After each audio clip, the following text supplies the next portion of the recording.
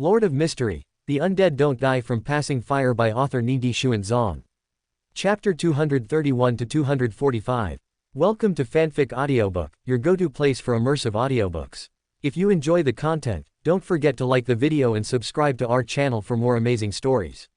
And those who want to support me, I have a Patreon channel, get early access to video on Patreon. Chapter 231, Leaping Promotion. One last question. What? Elaine looked nervously at the crazy adventurer who had kidnapped her. Klein's gaze shifted up slightly, and his facial muscles twitched. How big are your breasts, really? Elaine was stunned for a moment, then her face flushed red. It wasn't a blush of shyness, but the kind that made her want to punch him in the jaw. Klein's gaze didn't waver as he calmly added, "This is an academic question." Seeing no lust in his eyes, Elaine took a breath, closed her eyes, and answered the question. Klein glanced at Elaine's chest, flattened by the cloth strips. To be honest, you really couldn't tell from the surface. Before the other party got angry, Klein calmly withdrew his gaze, took out a boat ticket and a stack of papers. New identification, and a boat ticket to Tiana Port. Once you get there, buy another one to Pritz Harbor. Elaine was both wary and nervous. She silently took the boat ticket and documents, picked up her suitcase, and carefully got out of the carriage, seeing the ship she was about to board. Klein followed behind her, watching her board the passenger ship. Out of the corner of his eye, he saw Danitz struggling hard to suppress his laughter.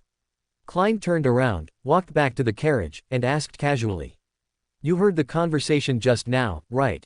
No, just a little. Danitz chuckled dryly and shook his head. Honestly, he really didn't know what Klein was trying to do. He had gone to such lengths to find out the whereabouts of red-haired Elaine, only to end up asking her a few questions. And they were all things like what food she liked, what she was allergic to, what habitual movements and verbal tics she had. Someone who didn't know might think he was a suitor asking about the preferences of the object of his affection, but even Danitz, who had never been in a relationship, knew that no woman would like being interrogated like this. At least Danitz wouldn't ask the captain like that. Although Iceberg Admiral Edwina was fond of teaching and never refused to answer the crew's questions, she even enjoyed seeing the crew ask questions actively. At least it would make them seem very studious and not like illiterates who knew nothing when asked. But if anyone dared to ask such private questions to her face like Gelman Sparrow just did, the captain would definitely give him a lesson he'd never forget. For example, a certain Yodson, of the flower bow tie, who preferred not to reveal his name. That piece of shit, the first time he met the captain, he brazenly asked about her measurements to her face. The result was naturally getting what he wanted, being hung on the ramming bow for 3 days and 3 nights. This glorious achievement is still talked about today, and the crew often brings it up to mock Yodson.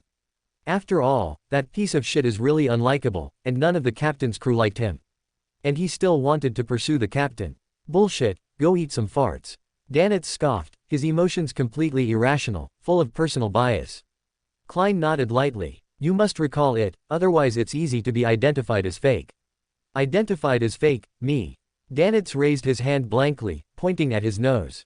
Klein said with an unchanging expression. She is from the Soren family and possesses extraordinary anti-tracking skills.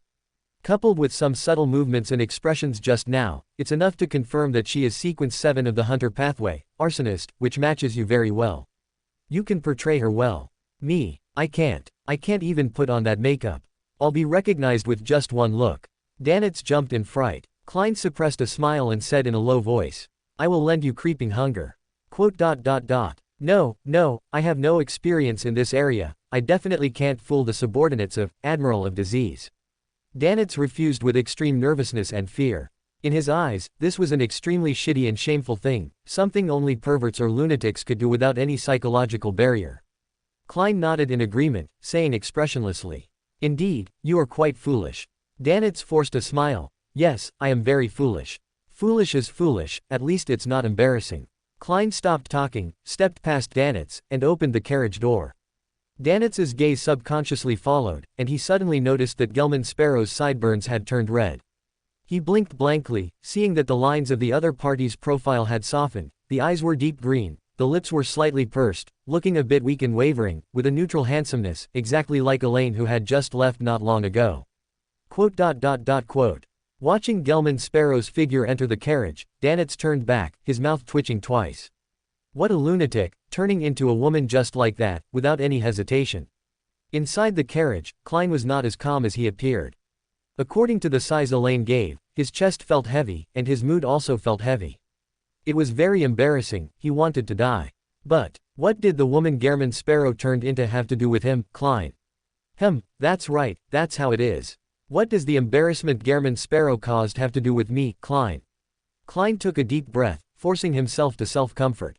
Backland, Queen's District. In the luxurious carriage adorned with the Hall family crest, Audrey suddenly said, "I want to go home." The witch sitting opposite the girl pretended not to understand, looked around, and asked in confusion, "Aren't we going home?" Audrey was a bit helpless and had to make herself clear. "I want to go home. Are you still going to follow me?" "Of course," Karula said with a smile, "didn't I say? Until he comes back, I will keep following you. But aren't you still preparing for your promotion?" Audrey frowned slightly, reminding her, "The higher the sequence, the greater the risk faced during promotion. Promotion from low sequence to middle sequence is one threshold, and promotion from middle sequence to demigod is another threshold. And the risk faced by a demigod promoting to angel might even be higher than an angel of sequence 1 promoting to a true god of sequence 0. Karula had told her this information. Audrey originally thought Karula would proceed with preparing for promotion, but Karula didn't seem to show any such need at all. Instead, she seemed to have a deep obsession, or rather, resentment, about following Audrey. Promotion. Karula blinked, seeming to finally understand what Audrey was saying, and burst out laughing. "Who told you I was preparing for promotion now?" Audrey was already used to Karula's capriciousness and said expressionlessly, "You said it yourself. You said you were going to start preparing for promotion to sequence 2. Or are you lying to me?" "Not really," Karula said with a smile, "I didn't lie to you, I did need to prepare for promotion at that time." "What do you mean, at that time?" This question flashed through Audrey's mind, feeling somewhat confused, but soon, as if realizing something, she looked at Karula with surprise and doubt, and couldn't help but ask, "Are you already an angel of sequence 2? "Of course." Karula didn't keep her in suspense, nodded with a smile, and admitted it frankly. Audrey looked at the witch opposite her in astonishment. Although she had already guessed the answer, she still found it somewhat unbelievable when she heard Karula admit it herself. After all, Karula had been on the train these past few days, and even came to talk with Audrey from time to time. In this state, even though Audrey's psychologist potion had been fully digested, she had been hesitant to choose to promote to hypnotist of sequence 6. As a result, she hadn't even promoted to sequence 6 yet, and Karula had already quietly promoted to an angel of sequence 2. What about the rule that promotions above low sequence 5 require rituals? What about the rule that the higher the sequence, the more complex the required ritual? She almost instinctively suspected Karula was lying, but her intuition told her that Karula was telling the truth. Audrey suddenly asked, "When?" Karula thought back seriously and answered casually, 3 days ago. 3 days ago, that is, Monday. At that time, Audrey had just finished the Tarot Club meeting, and it was then that Karula revealed her idea of wanting to promote to a sequence 2 angel, and even tentatively asked her if she craved power. Audrey pursed her lips lightly and said silently, "So, you just finished saying you wanted to promote to sequence 2, and then immediately completed the promotion." "Pretty much," Karula blinked and said with a smile. "You said it would be very dangerous." "Correction, I never said that." Audrey looked at Karula calmly. The other party hadn't explicitly said it, but her tone and demeanor were all hinting and guiding her to make similar inferences. Karula said with a smile, "Of course, promotion itself is indeed very dangerous. Even with the assistance of rituals, the risk of pollution and loss of control won't be reduced by much. Instead, it will cling to you like a bone-deep ulcer, and you'll lose your mind if you're not careful." Audrey frowned slightly and asked in confusion, "Then how did you do it?" Audrey was no stranger to the risk of losing control, as she had experienced it firsthand. Although it was hard to imagine how great the risk of losing control faced by high sequences was, she knew the difficulty involved. But Karula seemed to be an anomaly. It was a risk that could kill a demigod, but for her, it seemed like a trivial matter, something she could do anytime she had a moment, as simple as eating and drinking. Karula, instead, looked at Audrey with some surprise, as if she was surprised she would ask that. Audrey was confused, but Karula suddenly said something that made her somewhat stunned. "I already told you the answer to this." "What answer?" Audrey looked bewildered, and then saw Karula spread out her fair, delicate hand. In her palm was a bright flame. That was no ordinary flame, it had another name. King Soul. Audrey murmured in a low voice. 3 days ago, Karula had asked her if she craved power and had explained what King Soul was. But at that time, Audrey didn't know what King Soul meant, nor did she know how King Soul could make her stronger. And now, all of this seemed to have an answer. King Sol can replace the promotion ritual.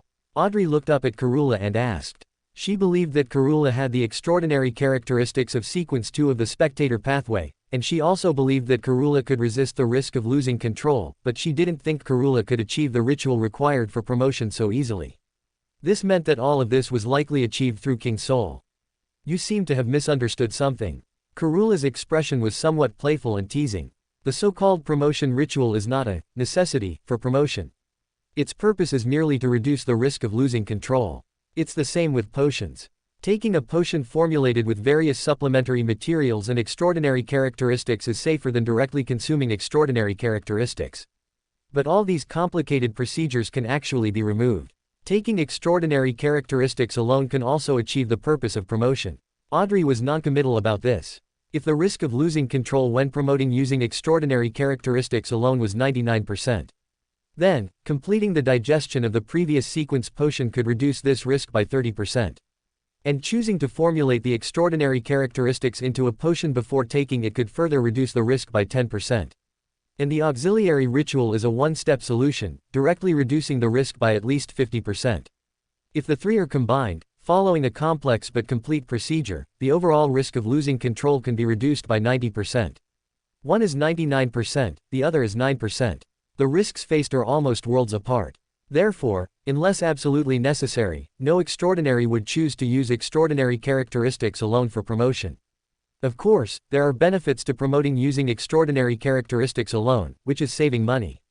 You don't need to buy extra potions and auxiliary materials, nor do you need to inquire about and buy the whereabouts of the main material. You only need to find an extraordinary of the corresponding sequence and kill them to get the ticket to promotion. Some wild extraordinary might have done this. But Audrey wasn't short on money. If she were to promote, the potion formula and the promotion ritual would be indispensable.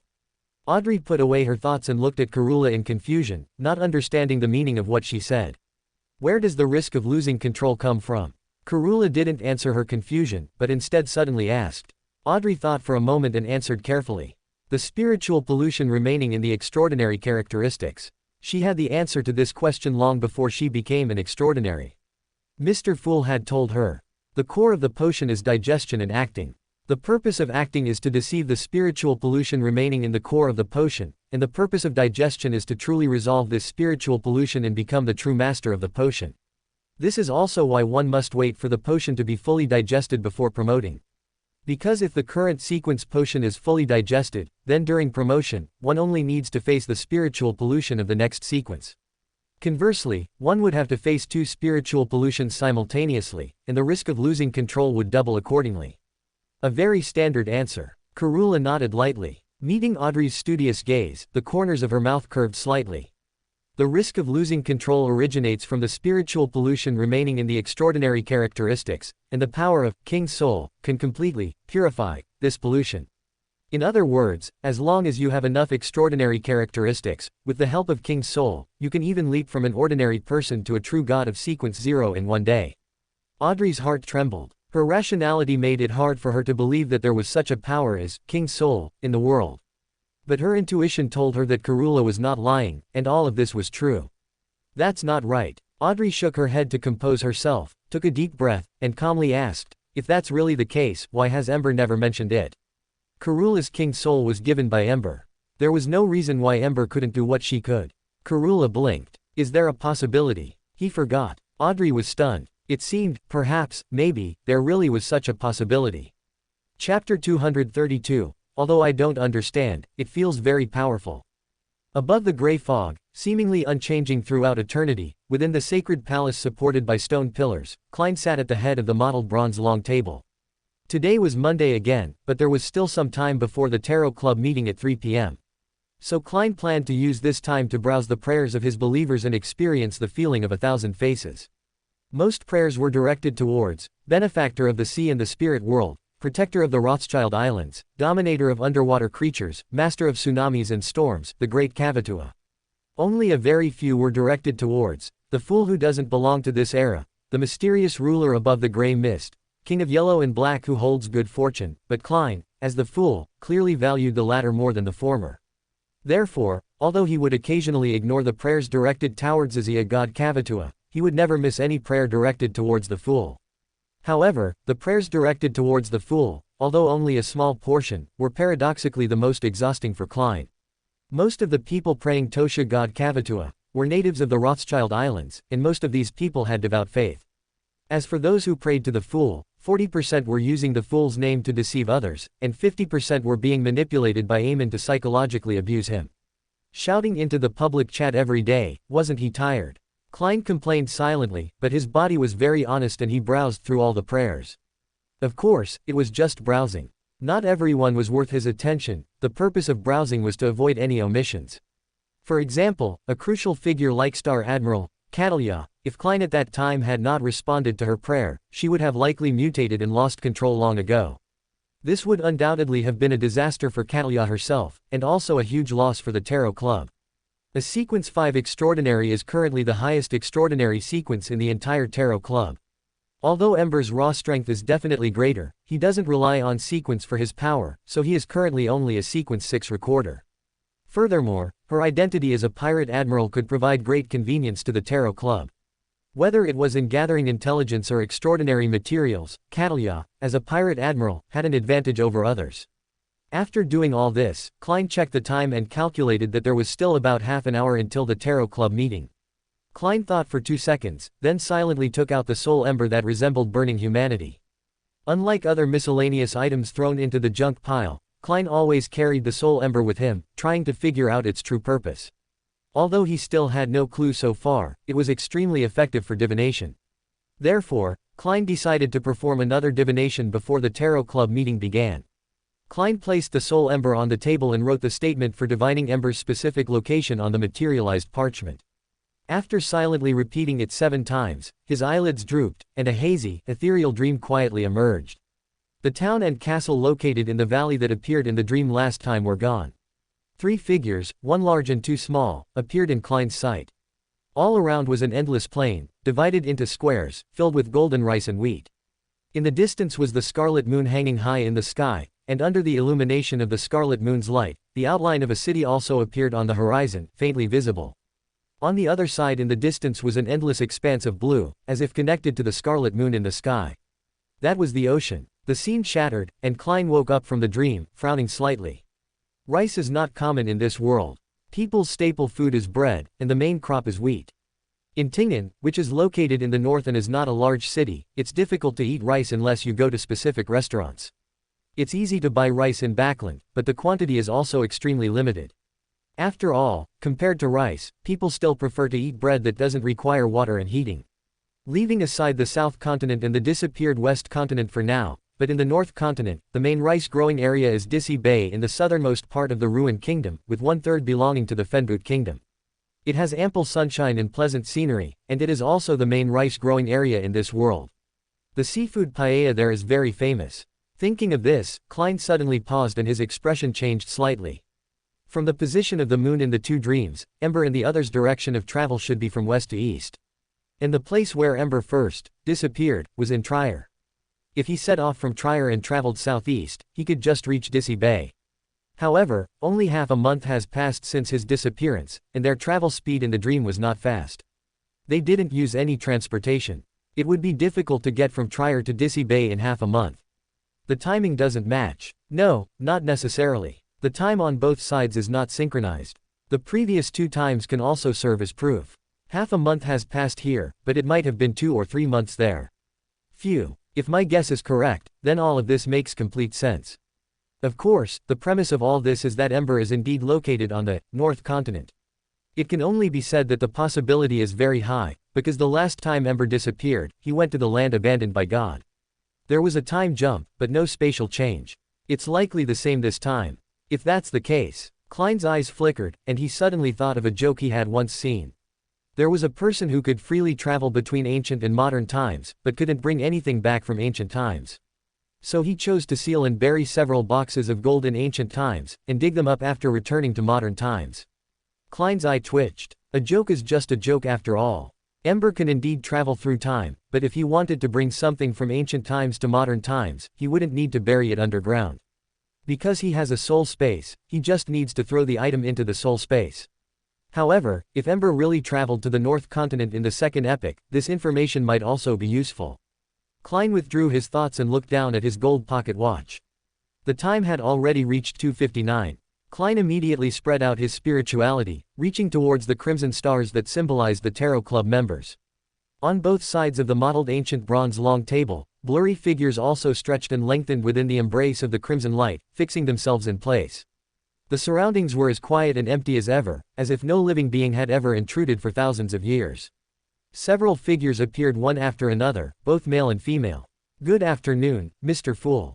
Amidst Miss Justice's cheerful and lively greeting, the members of the Tarot Club slowly came to their senses and bowed to Mr. Fool, who was shrouded in gray-white mist.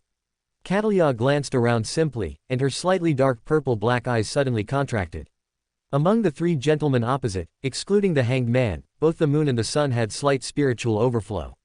Similarly, the three ladies sitting on her side, Justice, the Judgment, and Magician, also had slight spiritual overflow. This indicated that they had all been promoted. This indicated that their promotions had occurred in the past few days. Excluding Mr. Fool at the head of the table and Mr. World, who was suspected to be Mr. Fool's benefactor, 5 of the remaining 7 members of the Tarot Club had been promoted. The only 2 who hadn't been promoted were her and the Hanged Man. Catalia was naturally well aware of her own situation. Advancing from Sequence 5 to Sequence 4 was not that easy. And the Hanged Man was suspected to be a member of the Storm Church, secretly attempting to advance to Sequence 5 while hiding it from the Storm Church. And he should have the Sequence 5 potion formula and the required complete materials in his possession, just needing to find an Omnis to hold the advancement ritual. The moon had just obtained an inheritance from a Blood Clan Baron from the Hanged Man last week, and most likely had already advanced to Sequence 6. The sun was also similar. He had just acquired one of the required extraordinary materials last week and should currently only be Sequence 7. As for the 3 ladies on her side, they had probably all reached the level of Sequence 6 or even Sequence 5. Was this a coincidence? Did they just happen to take their potions this week? The moon and the sun could be explained by coincidence, because they had only acquired the required extraordinary materials last week. But what about the 3 ladies on her side? At last week's Tarot Club meeting, they did not request any extraordinary materials. This might be because they each had their own channels to obtain the subsequent potion formulas and extraordinary materials, and they didn't need to hide it, so there was no need to waste money at the Tarot Club. For them, the weekly intelligence exchange was perhaps the most important thing. Did no one get a new diary? Mr. Fool Klein withdrew his gaze from Miss Justice and Miss Magician, feeling slightly disappointed. But this was not surprising, as it had been so long. Even a sheep with thick wool should have been sheared bare by now. They needed some time to recover. The Hanged Man suddenly asked, "Miss Justice, have you been promoted?" "Yes." Miss Justice Audrey nodded reservedly. "Congratulations." Upon receiving Justice's personal admission, the Hanged Man's expression was somewhat complex, and he said in a subtle tone, "I remember you became an extraordinary less than half a year ago. At this rate, perhaps you can attempt to advance to Sequence 4 within a year." Sequence 4. Catalia's expression changed slightly, but when she observed the expressions of the others, she found that although the moon and the sun's faces were full of envy, they did not seem surprised by this and did not express any doubt. And the Judgment and Magician didn't even show any envy, as if this was not a big deal. Why? Why were they so certain that Justice could advance to Sequence 4 demigod within a year? Advancing from an ordinary person to a Sequence 6 extraordinary in half a year, even with the boost of the acting method, was undoubtedly the mark of a true genius. But to go from Sequence 6 to Sequence 5, and from Sequence 5 to Sequence 6, relying solely on the acting method was far from enough. Where did they get their confidence? Unless they were very sure that Miss Justice held the subsequent potion formulas for the audience pathway, or even extraordinary materials. No, most likely it was extraordinary characteristics, and at least one Sequence 5 and one Sequence 4 extraordinary characteristic. Was this given to her by the demigod beside Miss Justice? It's unlikely. In the past 2 weeks of Tarot Club meetings, Miss Justice had not mentioned anything similar. This indicates that Miss Justice had already obtained the Sequence 5 and Sequence 4 extraordinary characteristics of the audience pathway before this, and their source was not a secret to the Tarot Club. Catalia's dark purple-black eyes looked towards the fool at the head of the table. In her mind, only 2 individuals could accomplish this. One was the fool, high above. It was incredibly easy for a true god to kill a demigod. And the other guess was only Mr. Lover, who had not yet revealed himself. Catalia was more inclined towards the latter. Because all the signs she had observed indicated that this Mr. Lover was at least a sequence 3 demigod. A year. Audrey's expression seemed somewhat subtle, and she murmured softly. Perhaps less than a year. The hanged man was slightly startled, seemingly surprised that Miss Justice would say such a thing, which didn't fit her personality. It wasn't just him, the eyes of the others also held a hint of doubt. In fact, Audrey met the gazes of the other Tarot Club members and said softly, "I am already sequence 5. The hanged man's pupils contracted sharply, and Hermit Catalia was also filled with disbelief. What kind of joke is this? Last week, she was only a sequence 7 extraordinary, and this week she crossed 2 levels and jumped to sequence 5. Do you think you're writing a wish fulfillment novel? Although theoretically there is a chance of success in doing so, the greater probability is losing control due to being unable to withstand the mental pollution in the potion or extraordinary characteristic. Even if she was lucky enough to succeed, her mind would definitely be severely polluted, and even the mildest symptom would be a drastic change in personality." But looking at Miss Justice, there were clearly no signs of losing control, although there was a slight spiritual overflow, which was perfectly normal. Mr. Fool. Justice Audrey also seemed to be in a state of confusion. She turned her gaze to Mr. Fool at the head of the table and said softly, "I request a private exchange." Klein's eyes flickered. He was not surprised by this request and waved his hand to isolate other perceptions. Mr. Fool. Justice seemed to take some time to organize her thoughts.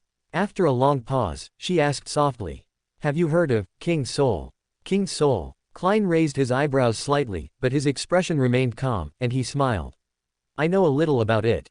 Justice Audrey only took this as the fool's humble, and instead felt relieved. She carefully chose her words and said, "Karula holds a King Soul, and I was able to advance to sequence 5 because of the King Soul she holds." Klein was somewhat surprised in his heart. "Are you sure you're talking about King Soul?" This was a bit different from what he knew. Chapter 233, Each Takes What They Need. Based on Miss Justice's description, Klein also basically understood what happened. Miss Justice had already finished digesting the potion, so after finishing this trip and returning to Backland, she planned to advance to sequence 6. But Karula suggested that she could skip steps and directly become a sequence 4 demigod. Justice naturally politely refused this, wanting to rely on her own efforts to slowly advance step by step. Of course, this might also be partly because Miss Justice didn't trust Karula that much. However, Miss Justice's refusal did not mean Karula would give up. She seemed to have the idea of, "If you don't want it, I'll insist on giving it to you," and during Miss Justice's advancement, she forcefully stuffed her with a sequence 5 Beander characteristic. Thus, Miss Justice, who had originally planned to advance to sequence 6, coincidentally became a sequence 5 Dreamwalker. One word, incredible. Klein was speechless and could only inwardly complain. Overall, this wasn't a bad thing. But this encounter was somewhat bizarre, and it was no wonder Miss Justice didn't want to tell others. But honestly, he also wanted this kind of risk-free advancement opportunity. If he could have the same opportunity as Miss Justice, he wouldn't have to painfully search for a mermaid. And Miss Justice had already confirmed that her advancement had no side effects, but she was still somewhat worried. The reason she proactively asked Mr. Fool was actually to figure out what Karula's purpose was. However, "I don't know," Klein muttered inwardly. In his understanding, there were a total of 4 King Souls. Nido, the first to die, the Witch of Izalith, and Sun King Gwyn each held 1, and there was also the Dark Souls held by humanity. But according to Miss Justice's narration, there were a total of 9 King Souls. Furthermore, each King Soul had the ability to purify the contamination in Beander characteristics, turning them into the purest power core, allowing people to quickly advance while ignoring the risk of losing control. No digestion or acting was needed, nor ritual assistance. As long as there were enough Beander characteristics, one could even become a god in a single day. This had undoubtedly exceeded Klein's understanding, but it wasn't entirely unbelievable. After all, the power of King Soul was inherently unimaginable to ordinary people, so it wasn't strange that it could accomplish all this. The only question was, why 9 portions? Dividing the King Souls, which were collected with great difficulty, back into 9 portions, Ember's personality could indeed do such a thing. But who holds these 9 King Souls? It's confirmed that Karula possesses 1 King Soul, and it's likely Klana also has 1. So, what about the remaining 7? Just in the world of Dark Souls 3 feet, there are the Fire Keeper, Anri of Astora, Yuria of Londor, Yorshka, the leader of the Dark Moon Knight Order, Ceres of the Sunless Realms, and Irina of Karam, which is already 6. If we include the DLC, we must at least add Sister Fried, and even Sun King's youngest daughter Filianor, and her knight Shira might also not escape, and perhaps we should even include Lilian, the youngest of the 3 sisters of Londor who only appeared in the CG. This is already seriously over the limit. And if we include Dark Souls 1 foot, then Clana's sisters, the White Spider and the Red Spider, definitely can't be excluded, and there's also Saint Rhea and multiple Fire Keepers. In Dark Souls 2, Klein clicked his tongue. There were too many people, he couldn't count them all. But if he had to pick 9 from them, it was really hard to say from his perspective. What? You ask, why not count male NPCs? Nonsense, it's not like he'd give it to Patch, who's despised by both humans and dogs, right? However, is Ember's memory loss related to the King Souls he distributed? Klein pondered. In the Dark Souls worldview, the original 4 King Soul holders did not exclusively possess the King Souls. Gravelord Nito governed the death of all living beings, dedicating almost all his power to death, sleeping with death in the deepest part of the giant's tomb where the gods slumber. Before Sun King Gwyn left to transferring fire, he distributed most of his power to the gods. Although the old demoness didn't directly show whether she distributed the King's soul in the game, she generally also distributed power to her daughters, which is why Clana was able to create a complete pyromancy system with it. And the human ancestor who obtained the Dark Souls did not distribute his power to others, but instead directly shattered the Dark Souls, allowing all humans who were his descendants to obtain a portion of the fragments, which is humanity. Among these, those with the most Dark Souls were called the Pygmy Kings. What Ember did was not essentially different from them, except that after collecting all the King's Souls, he divided the reassembled King's Souls into 9 portions. But what was the meaning of doing this? Although the King's Soul itself was incredibly powerful, its greatest use was actually for transferring fire. But if Ember's goal was transferring fire, how could he possibly voluntarily distribute the King's Souls? And into 9 portions. Either Karula was lying, and the King's Soul was not voluntarily given to her by Ember, or Ember never intended to transferring fire at all, and his obsession with transferring fire was just an illusion caused by memory loss. Klein naturally leaned towards the latter, but couldn't rule out the possibility of the former. But even if it was the latter, what was the purpose of dividing it into 9 portions? The initial 4 King's Souls were theoretically the power crystals of the first fire, each representing a certain characteristic of the first fire. One day, the first fire was kindled. With the rise of the fire, differences began to appear in the world. Heat and cold, life and death, light and dark. The original 4 King's Souls were all inseparable from this sentence. For example, Theosul of death, held by Nito, corresponds to death and cold. So he became the first to die, so powerful that even the immortal ancient dragons would fall. Theosul of chaos, held by the old demoness, corresponds to life and heat. And Sun King Gwynzasul of light and humanity's Dark Souls correspond respectively to the light and darkness of the first fire. That is to say, theoretically, the King's Soul can be divided into at most 6 characteristics: life, death, cold, heat, light, dark. So, why did Ember divide it into 9 portions? Klein strongly resisted the urge to raise his hand and rub his temples, his brows furrowed deeply. His understanding of the first fire was limited to the game, and the real world of Dark Souls would definitely be more complex. Based on the information he had, it wasn't enough to analyze the truth of the entire event. He didn't know why Ember would divide the first fire into 9 portions, or exactly which 9 people he gave it to. And whether these 9 King's Souls that were distributed correspond to a certain characteristic of the King's Soul. Wait. Klein was suddenly startled, because he suddenly realized that Ember's act of dividing the King's Souls seemed extremely similar to the creation myths of this world. Dark Souls, fire is the source of everything. Creation myth, the creator is the source of everything. Dark Souls, in ancient times, the world was not yet differentiated, shrouded in thick fog. There were gray rocks everywhere, towering trees, and immortal ancient dragons. Then, one day, the first fire was kindled. Creation myth, the creator awoke from chaos, broke the darkness, and created the first ray of light. Dark Souls, with the rise of the fire, differences began to appear in the world, and the first fire also differentiated into King's Souls containing its rule power. Creation myth, the creator completely merged into the universe, transforming into all things, and evolved into 22 pathways. Dark Souls, those who hold King's Souls possess great power, and can even be called gods. Creation myth, Sequence 0 of the 22 pathways possess great power and are called true God. Does this count as proving Chang Kun? Klein's eye twitched, and he inwardly complained. After hesitating for a long time, he still buried this guess in his heart. Mainly because he himself felt it was a bit unreliable, and saying it out loud would be somewhat inappropriate, potentially causing Mr. Fool to fall from his pedestal. So, it was better to just keep it to himself, no need for everyone to know. As for Miss Justice's experience, he could neither offer advice nor guess Karula's purpose. Of course, if Karula's king soul was really given by Ember, and Karula's purpose was really to meet Ember, then she definitely wouldn't harm Miss Justice, and this point had already been confirmed. As for the method of confirmation, it was naturally through divination over the gray fog. And according to the result he divined, Karula would not be detrimental to Miss Justice. Klein had no doubt about this. After all, so far, his divinations over the gray fog had been almost invariably effective, even true God were within the range of divination. Except for a few instances where divination failed, as long as the divination was successful, the result had never been wrong. But even so, Klein didn't know how to explain. He couldn't possibly reveal everything about the divination to Miss Justice, could he?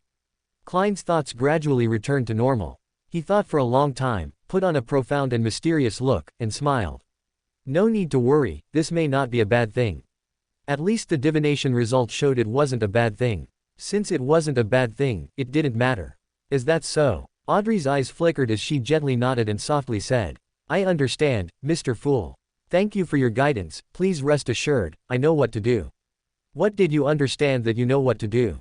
Klein looked at the other party's seemingly enlightened appearance, his eye corner twitching slightly. But with the atmosphere already built up like this, he couldn't interrupt anymore. Of course, the most important thing was that if they continued talking, it would likely be impossible to wrap up. Klein decisively removed the shield of others' perception, and at the same time controlled Mr. World to speak hoarsely. Miss Magician, I would like to know if you have advanced to Sequence 6 Scribe. Yes. Magician Furs hesitated for 2 seconds, then gently nodded and admitted it. Furs had originally wanted to hide this, as her advancement was indeed a bit strange. Because 2 months ago, she was still just a Sequence 8 Trickmaster. Although she successfully advanced to Sequence 7 Astrologer before the new year, only a month had passed since then. This meant she had completed the digestion of the potion in just 1 month. It should be known that at the moment the potion was fully digested, even she herself felt it was somewhat incredible. Although she had been diligently acting under Shu's pressure, completing the digestion of the potion step by step. But 1 month was simply too short, this was something she couldn't even do at Sequence 9. After thinking back and forth, Furs also seemed to have found the reason for her rapid advancement. From advancing to acting, everything in between proceeded step by step, with nothing out of the ordinary. The only variable was the astrologer Beander characteristic she used, which was the one Ember had restored from a mystical item back into a Beander characteristic using the principle of regression, in Kanat City, Dixie County back then. This was the only peculiarity Furs could find. That Beander characteristic restored through the principle of regression seemed to have undergone some changes, becoming significantly easier to digest, even easier than a Sequence 9 Beander characteristic. Of course, this was just a guess and had not yet been confirmed. And the method to confirm it was also very simple, try again.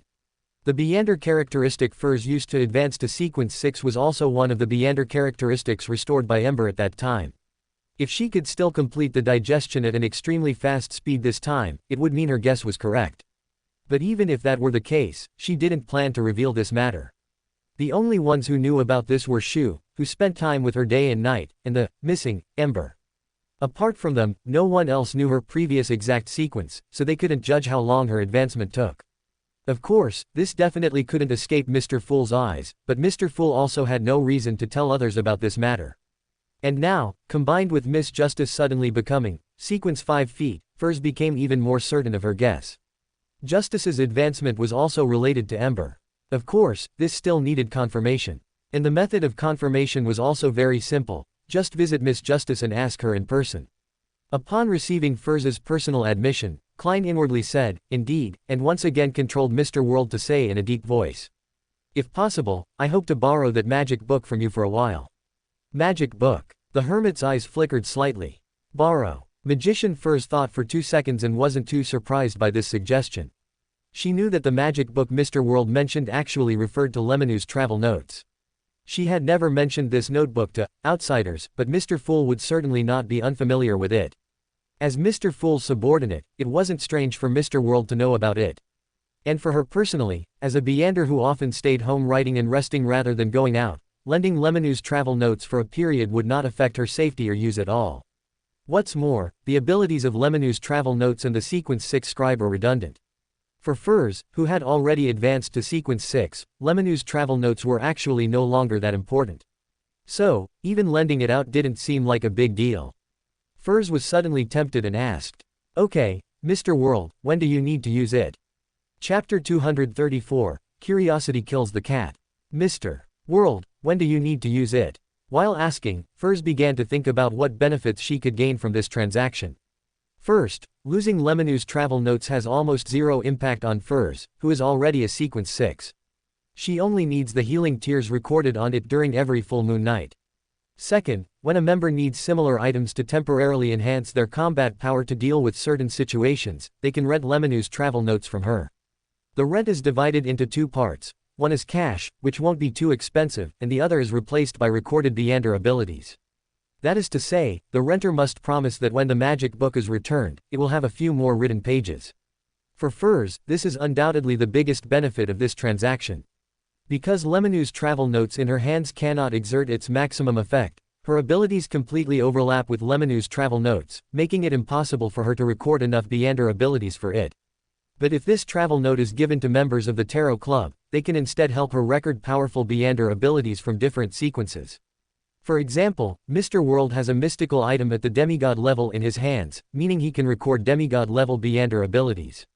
And with enough and sufficiently powerful Beander abilities, Lemonoo's travel notes will become very powerful. Of course, as the provider, Furs will record the apprentice's opening door and the traveler's teleportation. Although these two abilities do not possess powerful destructive force, they are quite practical for Beyonders of any pathway. In other words, lending Lemonoo's travel notes to other members is beneficial to both parties with no harm.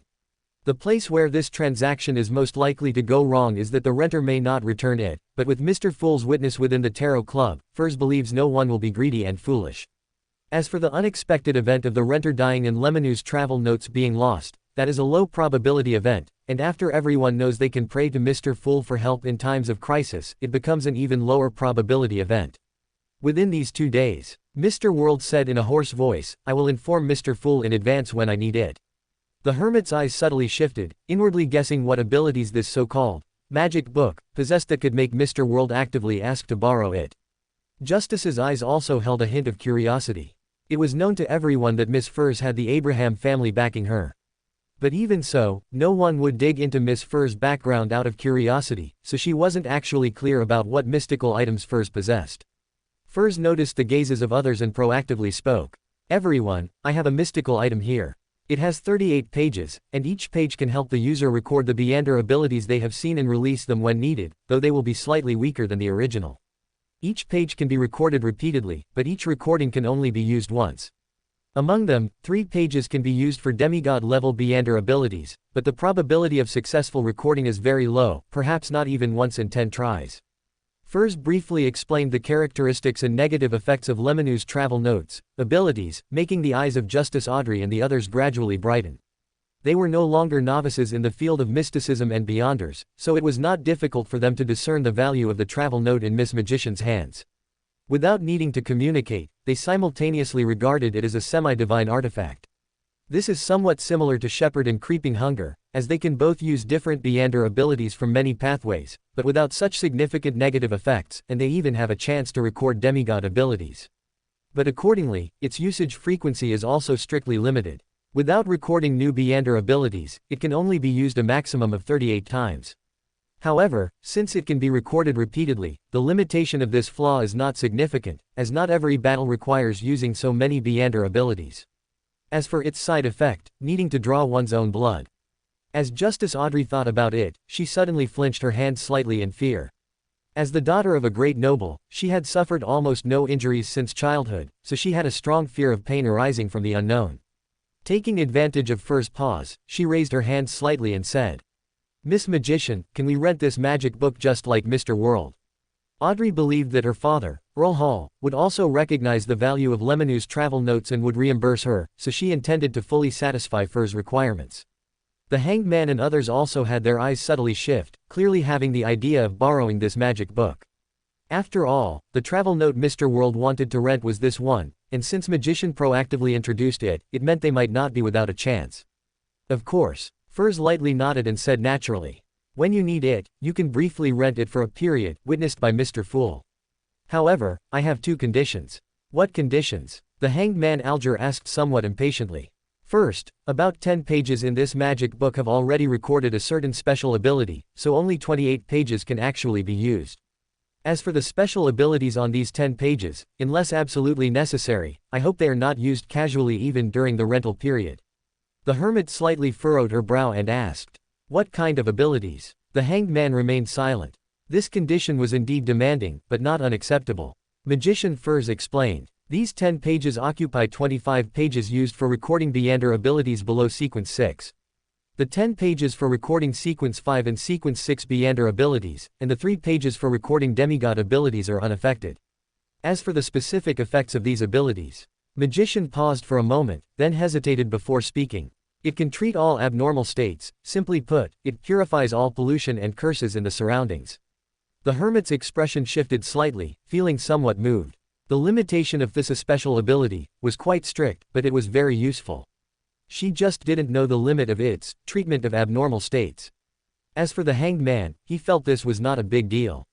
Beyander abilities below Sequence 7 rarely played a crucial role. The most frequently used were the 10 pages recording Sequence 6 and Sequence 5 level Beyander abilities and the 3 pages recording demigod level Beyander abilities. Moreover, even if 10 pages were unusable, the remaining 15 pages were still completely sufficient. Seeing that the others had no objections, Furs then continued. Second, this magic book cannot be lent out on the night of the full moon each month. I need to use the 10 special abilities recorded on it. What about the rental price? Justice Audrey raised her hand and asked. She didn't care about these requirements, she only cared about the price.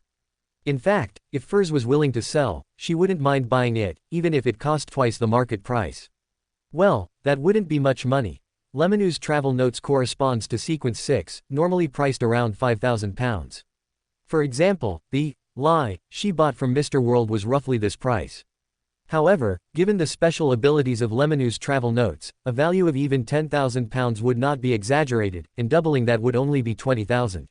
Magician Furs considered for a moment and said, each rental has a basic fee of £300, with an additional £50 for each extra day. And upon return, you must ensure that the Beyander abilities on this travel note are 2 pages more than when it was borrowed. If there is only 1 blank page or no blank pages when borrowed, just fill the entire note. Adding 2 pages doesn't mean adding 2 types. In other words, the Beyander abilities on Lemonoo's travel notes can be used freely, but they just need to be replenished at the end, not necessarily of the same type, only considering the number of pages. The hanged man was eager to try, almost instinctively wanting to speak up to rent it. But he held back and cast his gaze towards Mr. World at the end, because he was the first to speak and had the right to be the first to rent. The hanged man asked, Mr. World, how long do you need to rent it? Perhaps a week, perhaps half a month. Mr. World still replied hoarsely. Klein also felt a bit helpless in his heart. Although he had creeping hunger, which seemed somewhat similar to Lemonoo's travel notes, they were actually completely different. Creeping hunger has a high lower limit but a low upper limit, while Lemonoo's travel notes has a high upper limit but a low lower limit. To give a simple example, although Lemonoo's travel notes is more difficult to form than creeping hunger, once it has a good combination, challenging higher sequences will be a regular operation. And most importantly, it can record demigod abilities. As long as they are willing, demigods can demonstrate them again and again. While creeping hunger can use the Beyander abilities of the pathway and sequence of the souls it pastures. But it's highly unlikely to devour a demigod. Even for a genuine shepherd, pasturing a high sequence existence is a very difficult task. Firstly, there are no resources, and secondly, they are prone to losing control because of it. That elder Luvia from the City of Silver was also extremely lucky to be able to pasture an evil spirit slightly equivalent to Sequence 4. As for Klein, although he had several mystical items at the demigod level. Rivera's Desperate Howl, Darkless Cross, Sea God Scepter. However, the side effects of these mystical items were somewhat difficult for Klein to bear. The bullets fired by Rivera's Desperate Howl can make the target suffer Rivera's Desperate Howl, causing different states such as pain, dizziness, and confusion, which have a certain impact even on demigods at the saint level. Its side effect is that the holder will also hear that desperate howl, which is an unbearable pain for Klein, who is only a Sequence 6. Even holding it for a little longer makes him feel his spirituality is going to completely lose control. Perhaps when he reaches sequence 5, he can slightly get used to the side effects of this mystical item, but not now. And See God Scepter is an advanced version of Rivera's Desperate Howl, with 3 side effects. First, it makes the holder irritable, easily angered, and easily overheated. Second, it periodically freezes the thoughts of all creatures within a certain range and drains their blood, including the holder. As for how large the range is and the specific value of the period, Klein, not being a professional researcher, cannot give an accurate description, only a rough estimate, believing the range is 600 meters to 1 kilometer, and the period is 20 minutes to 35 minutes. Third, it gathers and presents the prayers of believers, with both sound and vision, which can easily cause non-demigod holders with insufficient spirituality to directly collapse and lose control. Except for the first one, the remaining 2 have great limitations, making them difficult for Klein to accept, so they can only be used above the Fool. The remaining Darkless Cross also has obvious side effects. It repels contact with other mystical items, meaning Klein cannot use Creeping Hunger or other mystical items when using Darkless Cross. He can't even pick up loot after defeating enemies, because Darkless Cross also repels contact with Beander characteristics. And most importantly, Darkless Cross also repels the holder's own Beander characteristic. Wearing or holding this bronze-green cross for more than an hour will reduce the Beander's sequence by at least 1 level. If held for more than 3 hours, they will completely regress back to an ordinary person. So, it has always only been used by Klein as a tool to separate Beander characteristics above the Fool. Although these 3 mystical items are one more powerful than the last, their side effects are also one greater than the last. But if he had Lemonoo's travel notes, the situation would be completely different. He could completely record demigod-level abilities using these 3 mystical items above the Fool, and then use them in the outside world through Lemonoo's travel notes, while only bearing the side effects of a sequence 6-level mystical item. Of course, there are limitations, which are that the power will be reduced by a part, and the number of uses is only 3. But for general combat, it is completely sufficient. Demigod-level Beander abilities are enough to instantly kill any Beander below the demigod level. And besides that, Klein had another reason for borrowing this magic book. He needed to use the 10 special abilities that Miss Magician instructed not to use casually. He knew those 10 pages recorded healing tears, and he also knew they were provided by Ember, prepared for Miss Magician to treat the Abraham family's curse. But Klein felt that he might also need this thing. After all, he might have been targeted by a certain existence during this time. It's not that he has a guilty conscience, but he is, after all, the dignified Mr. Fool. He can't be peeped at every day, can he? Tisk. Klein clicked his tongue, once again regretting his excessively strong curiosity. Chapter 235, Unification. This is the place. Walking on the compacted earth road, Lilith gazed at the black line appearing on the distant terrain line and softly murmured. The land of hope, Middenheim.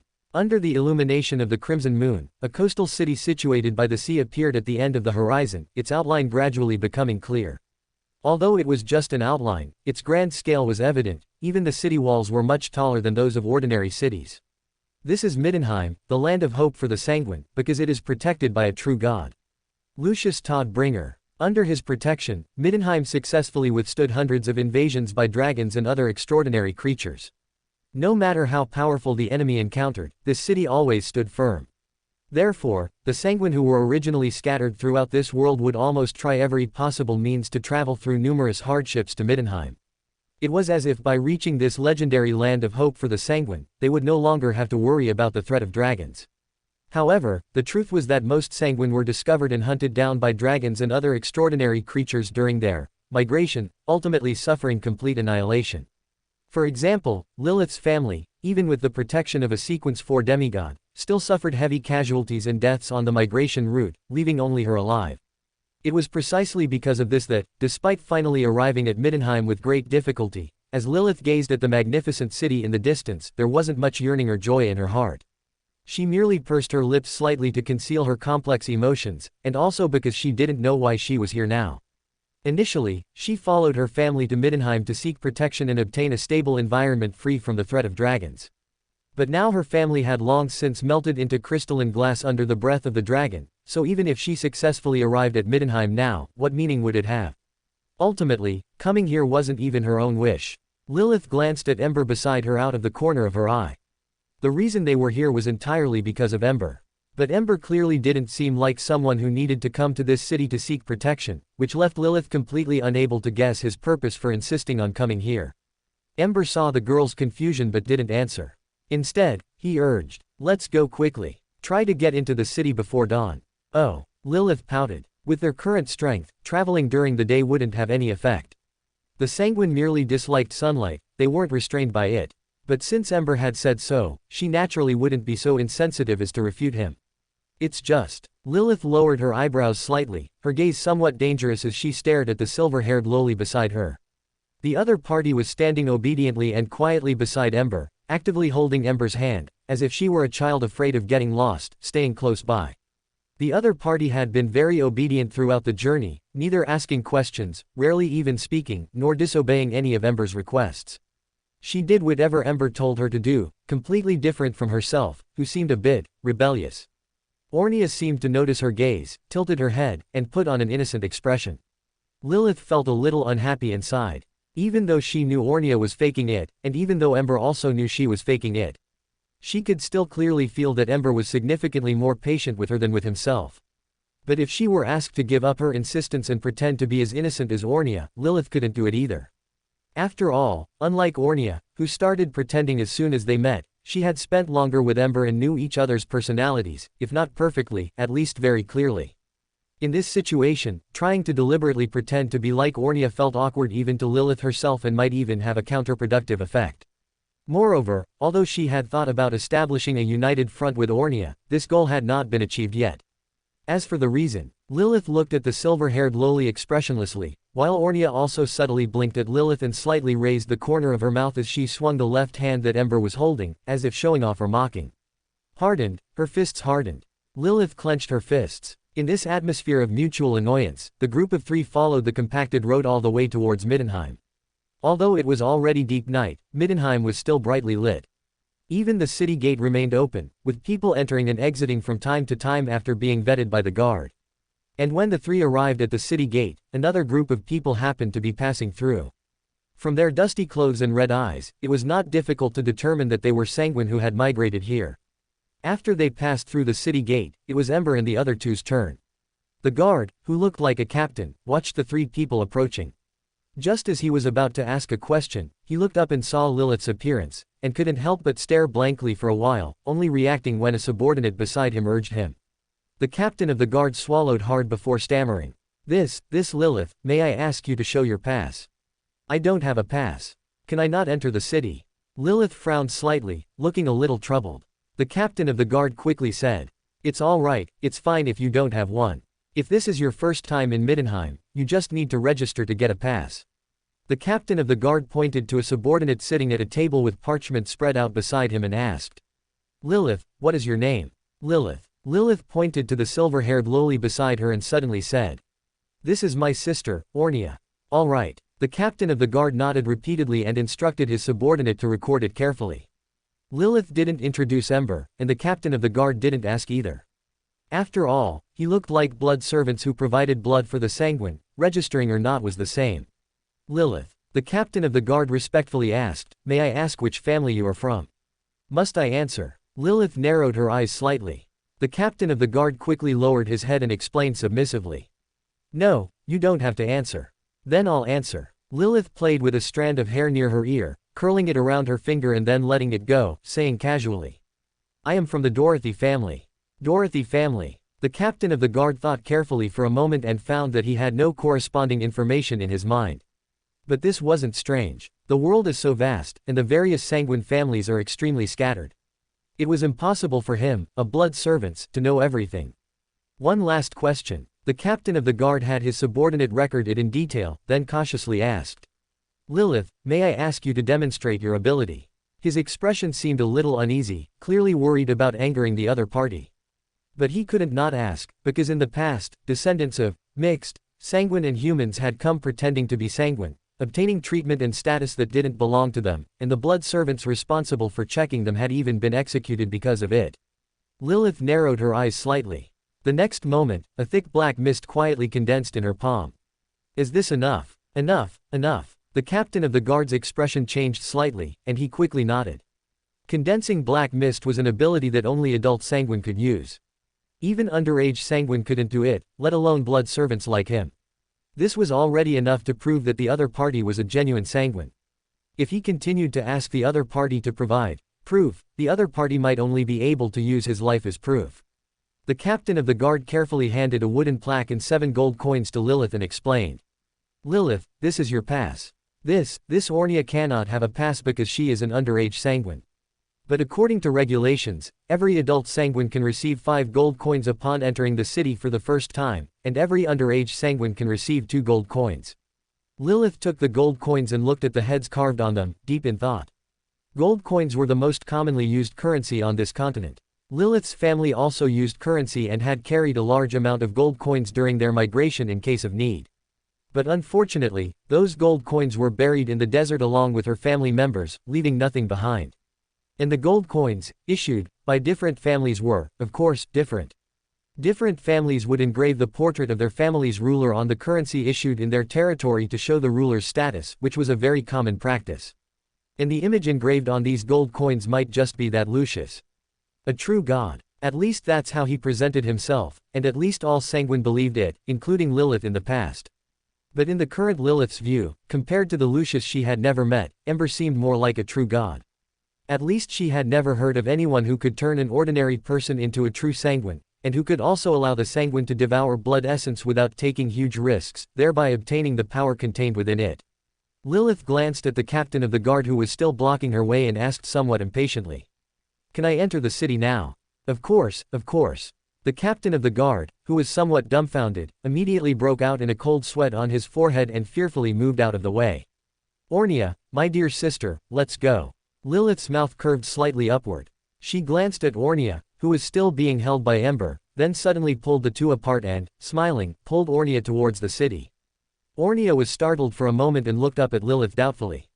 Their eyes met, and she saw the provocation in Lilith's eyes, as if saying, what I can't get, you shouldn't even think about getting. Ornia instantly became expressionless, but quickly returned to her innocent look and cast a helpless look at Ember, but Ember could only shrug his shoulders resignedly, indicating that he couldn't help. His current identity was, blood servants, and he had no right to refute the command of his master, Lilith. Lilith also noticed their eye contact, and the corner of her mouth curved slightly upward. Now it was her turn. Backland, inside a cafe near King's Avenue. Melissa held a ceramic spoon, gently stirring the black tea with lemon, occasionally turning her head to look out the window covered in a light white mist. Her black veil hat was on the seat beside her, and in front of her was a plate of the cheapest toasted bread, but she hadn't taken a single bite. She had originally worried that sitting here for a long time would make the cafe owner unhappy and delay him from making more money. After all, this place was both the intersection of Empress Borough and West End, and the crossroads of King's Avenue and Hope Street. Number 9 Hope Street in the West End was where the Prime Minister's residence was located, and next door, separated only by a wall, was the Kingdom's Parliament located on King's Avenue in the Empress Borough. Benson was there taking the first Unified Government Employee Examination. This was the venue for the second round of the examination, and only those who passed the first round were qualified to come here. And such a geographical location was undoubtedly in the entire West End, and one of the most prosperous areas. And people like her, who ordered the cheapest black tea and bread, seemed out of place with the consumption here, and those who lingered were clearly unwelcome. Although Benson had told her to order more expensive black tea and pastries so the cafe owner wouldn't casually chase people away. But Melissa still didn't want to waste Klein's pension, which would give her, as a believer of the Evernight goddess, a strong sense of guilt. But fortunately, she later found that many people were staying here, waiting for the exam across the street to finish, just like her. The cafe owner didn't show any impatience about this. Not only did he not chase people away, he even gave a small plate of exquisite pastries for free. The cafe owner even generously allowed pets inside, which meant Aha and the others didn't have to stay outside in the cold but could squat by her feet and enjoy the warmth from the fireplace with her. Well, although Daha and the others probably didn't need it at all. Moreover, this exception might not have been made for Daha and the others. Melissa subconsciously glanced at the girl at the next table. She was wearing a pure white long dress with gold lace trim. Her golden hair was casually styled, flowing down smoothly and lustrously. Her emerald green eyes were as deep as the sea and as pure as the most precious gem. Her features and face shape created breathtaking beauty, and her temperament was elegant and pure. Melissa felt a sudden inferiority. The other party was undoubtedly a true noble. And the large golden retriever lying at her feet was clearly worth a fortune. The exception was made precisely for her. The golden-haired girl seemed to notice Melissa's gaze and showed a kind smile.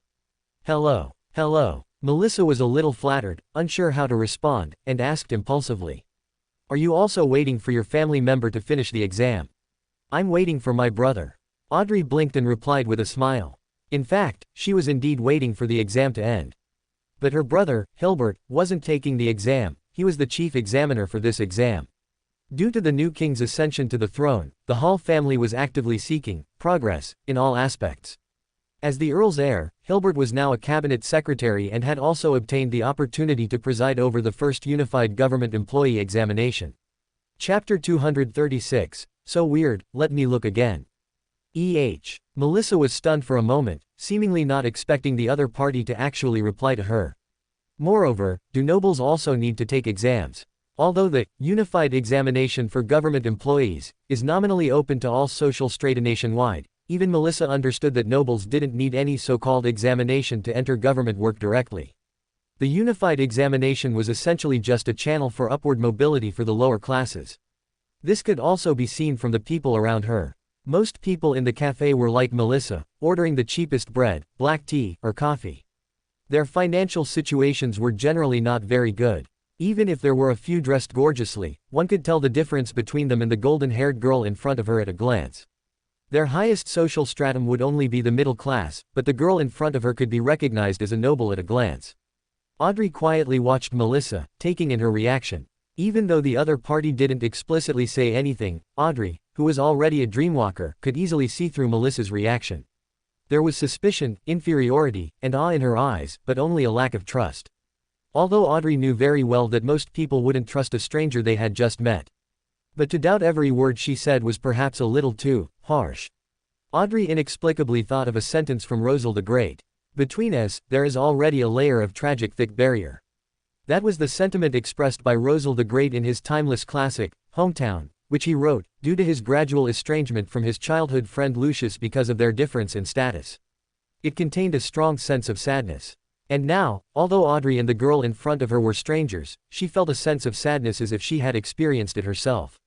What made Audrey most uncomfortable was that the other party's suspicion was correct, her purpose was indeed different from the other party's.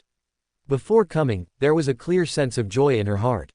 She even discussed this matter with Mr. Fool above the gray fog, just like an excellent student reporting his grades to his parents. Because the Unified Examination for Government Employees was originally proposed by Fool and secretly relayed to Earl Hall by her, which finally promoted the passage of this bill in the cabinet. Therefore, Audrey had always paid close attention to this examination. She was indeed here waiting for Hilbert, but it was also for her own reasons. What's your name? Audrey asked softly. Melissa was a little nervous and said in a low voice. Melissa Moretti. Melissa. Audrey repeated the name softly, then suddenly smiled. Under Melissa's nervous gaze, she stood up and sat opposite her, while extending her hand to the girl. Audrey Hall. Melissa subconsciously reached out and shook her hand, but then quickly seemed to remember something and exclaimed. Hall. Melissa, who was new to Backland, wasn't clear about how many nobles there were in Backland or who they were. But there were three families she was not unfamiliar with. The Augustus family is the royal family, Duke Negan's family where the current prime minister belonged, and the Hall family who introduced the Unified Examination for Government Employees bill. The former two were families that every low-end citizen had to know, while the latter was originally unknown to them. After all, what happened in the cabinet was strictly confidential, and ordinary people were not qualified to know the details of the cabinet meeting. But in the past month, major newspapers have enthusiastically reported information provided by well-informed sources, which gave ordinary people a chance to understand some of the cabinet meeting situations and learn how Earl Hall overcame all objections to pass this bill. According to Benson, this was a big move by the Hall family, wanting to win people's hearts in advance. But this move was undoubtedly successful. Many ordinary people who passed the first round of the examination were grateful to Earl Hall because of this, and once these people entered government work, they would become loyal supporters of the Hall family. It is no exaggeration to say that the Hall family, who single-handedly promoted the Unified Examination for Government Employees, is definitely the top noble family in the upper class of the ruined kingdom. And now, a member of this family was sitting in front of her. Is there a problem? Audrey blinked playfully. No, nothing. Melissa's lips moved, and for a moment, she didn't know how to answer, so she just shook her head and denied it. Audrey seemed a little different from the nobles in her impression. Above the gray fog, Klein detached from the dream, his expression a little strange. Just as he would regularly divine Ember's condition, he would also regularly divine Benson and Melissa's situation. And of course, he knew that this day was the day of Benson's second examination for the Unified Examination for Government Employees, so he would naturally pay attention, but this dream seemed a little different. Klein murmured in a low voice. That noble girl seems a little familiar. A familiar figure flashed in Klein's mind, and he instinctively combined the two figures. Klein's eye twitched. Miss Justice. Although he had never met Miss Justice in reality, by observing Miss Justice's words and actions above the gray fog, he could judge some of her characteristics. Soft and shiny golden long hair, emerald green eyes like pure gems, elegant temperament, privileged birth, upper-class noble of Lowen, a little rich woman who is not short of money. And these characteristics were almost completely consistent with the noble girl who was in contact with Melissa in the dream. Of course, just this is not enough to confirm that the noble girl is Audrey. After all, there are many upper-class nobles in the entire Ruined Kingdom who use golden hair and green eyes as a symbol of nobility, so girls from noble families can basically match these characteristics: golden hair and green eyes, noble temperament, a little rich woman who is not short of money. And what made Klein feel most familiar was a quality shared by both. Spectator. Whether it was Miss Justice or this noble girl, they both observed everything around them like spectator, and at the same time, they cautiously disguised themselves to avoid revealing their true thoughts. In addition, there was the golden retriever at the noble girl's feet. That dog also showed the characteristics of a spectator. This was completely consistent with the baseless friend that Miss Justice had once mentioned who accidentally fed her pet a potion. And so many coincidences combined together make it difficult not to have some unfounded associations. But if it's really Miss Justice, why would she be involved with Melissa? Klein frowned slightly. Of course, he didn't think Miss Justice would be detrimental to Melissa and Benson, but their encounter was still a little strange. After all, the two were not in the same class at all. One was an upper-class noble of the ruling class of the Ruined Kingdom, while the other was just a Cinderella with an ordinary family background who hadn't even gone to university. Logically, these two should never have any intersection. Then why did they appear in his dream at the same time? What was the intersection that caused them to meet? Klein simulated and eliminated every option in his mind, and finally determined the most likely one. Unified Examination for Government Employees. That's right. Although the idea for this bill was proposed by me, it was submitted by Miss Justice. For Miss Justice, this might be like the joy of watching a child grow up. Well, the analogy isn't very appropriate, but the meaning should be similar. And Miss Justice has shown a strong sense of ownership before. As one of the two earliest members to join the Tarot Club, she has always been very active in guiding and helping other members understand and integrate into the Tarot Club. She even occasionally substitutes for Fool to share some information that Fool cannot speak about. It is normal for such a Miss Justice to pay attention to the Unified Examination for Government Employees that she single-handedly promoted. And since this bill was promoted by her family, it is also normal for her to pay attention. But, it still feels a little strange. Klein's expression was strange. He hesitated for 2 seconds and decided to divine again. So weird, let me look again.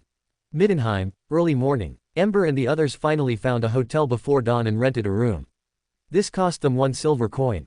Calculated at 1 gold coin for 10 silver coins, the 7 gold coins given by the guards were more than enough for them to stay for 2 months. But obviously, they wouldn't stay here that long. Although 2 months is not long, what Ember wants to do obviously won't take that long. The reason why the 3 of them stayed in 1 room was not because Ember wanted to save money or anything else. Because he originally planned to rent 3 rooms directly. Anyway, the 7 gold coins were purely free, so he was not short of money. But Lilith strongly protested against this. She wanted to save money no matter what and felt that renting only 2 rooms was enough. Ember had no objection to this. 1 room for him, and 1 room for Lilith and Ornia, which was just right. However, this suggestion was also rejected as expected. Because in Lilith's distribution plan, she should stay in 1 room with Ember, and Ornia should stay in a single room. And in Ornia's plan, it was completely the opposite. Lilith stayed in a single room, and she stayed in a room with Ember. As a last resort, Ember could only compromise and the 3 of them stayed in 1 room. The kind with only 1 large bed. I want to sleep in the middle. Lilith pounced on the bed and occupied more than half of the space, rubbing hard, and said confidently. As long as she sleeps in the middle, Ornia will never be able to break through her obstruction. This move, she is in the stratosphere. Ornia's expression was momentarily stunned, as if she hadn't expected Lilith to be so shameless. The silver-haired loli pursed her lips tightly, not knowing how to resolve this difficult situation. And just then, there was a sudden knock on the door. Knock knock knock. Hearing the knock on the door, Lilith still had no intention of moving and instead instructed. Ornia, go open the door. Ornia remained silent. She had to maintain her persona, so she nodded obediently and walked to the door with small steps. She strained to reach the doorknob, stood on her tiptoes, and gently twisted it open. Outside the door was a man wearing a black and red waiter's uniform, with fair skin and handsome features. Good evening, distinguished young lady. The male waiter showed a perfect smile and asked respectfully and expectantly. May I ask if you need any special services? In this city ruled by the sanguine, humans who are protected and can live peacefully naturally have to pay some price, which is to become blood food for the sanguine. But even as blood food, not all sanguine can enjoy it freely. Because theoretically, the human residents of this city are Lucius's private property, and among the strictly hierarchical sanguine, private property has always been sacred and inviolable. So even if the sanguine want to enjoy blood food, they must obtain Lucius's consent. Of course, it is impossible for Lucius to provide legal consultation for every sanguine at any time, so most of the time, paying money is enough. Especially in hotels prepared for the sanguine, there are always special services prepared specifically for the sanguine. These waiters are ready to become blood food, as long as they are paid. And this is not necessarily a bad thing for them, although they will lose a certain amount of blood and become weak. But when the sanguine suck blood, there is usually an aphrodisiac side effect. So most of the time, after being sucked dry, they can also have some fun. Of course, the premise is that they are serving female sanguine. And perhaps thanks to the influence of extraordinary powers, most sanguine are handsome men and beautiful women, at least in terms of appearance, they will definitely not suffer. But if they are serving male sanguine with special preferences, then they have to be prepared for their anus to bloom. And now, the reason why this male waiter volunteered to knock on the door was naturally because there were two female sanguine inside, a noble golden-haired girl with an elegant temperament, and a well-behaved and lovely silver-haired loli. As long as he can gain the favor of one of them, perhaps he can leap over the dragon gate from then on and become the exclusive blood food of these two sanguine. He didn't think this was a fantasy. After all, these two female sanguine were accompanied by a male blood food. And the waiter believed that in terms of appearance and physique, he was definitely stronger than him, so his chance of success was very high. However, just as he was full of anticipation, he saw that the silver-haired loli who opened the door had become extremely cold. Ornia put away her well-behaved and lovely appearance, looked at the waiter in front of her with cold and disgusted eyes, and said coldly, "Get lost." A layer of dense cold sweat instantly oozed from the waiter's forehead. He opened his mouth, as if he wanted to argue about something, but in the end, he knelt down on one knee with a slap and said tremblingly under that indescribable pressure, I'm sorry, I'll leave now."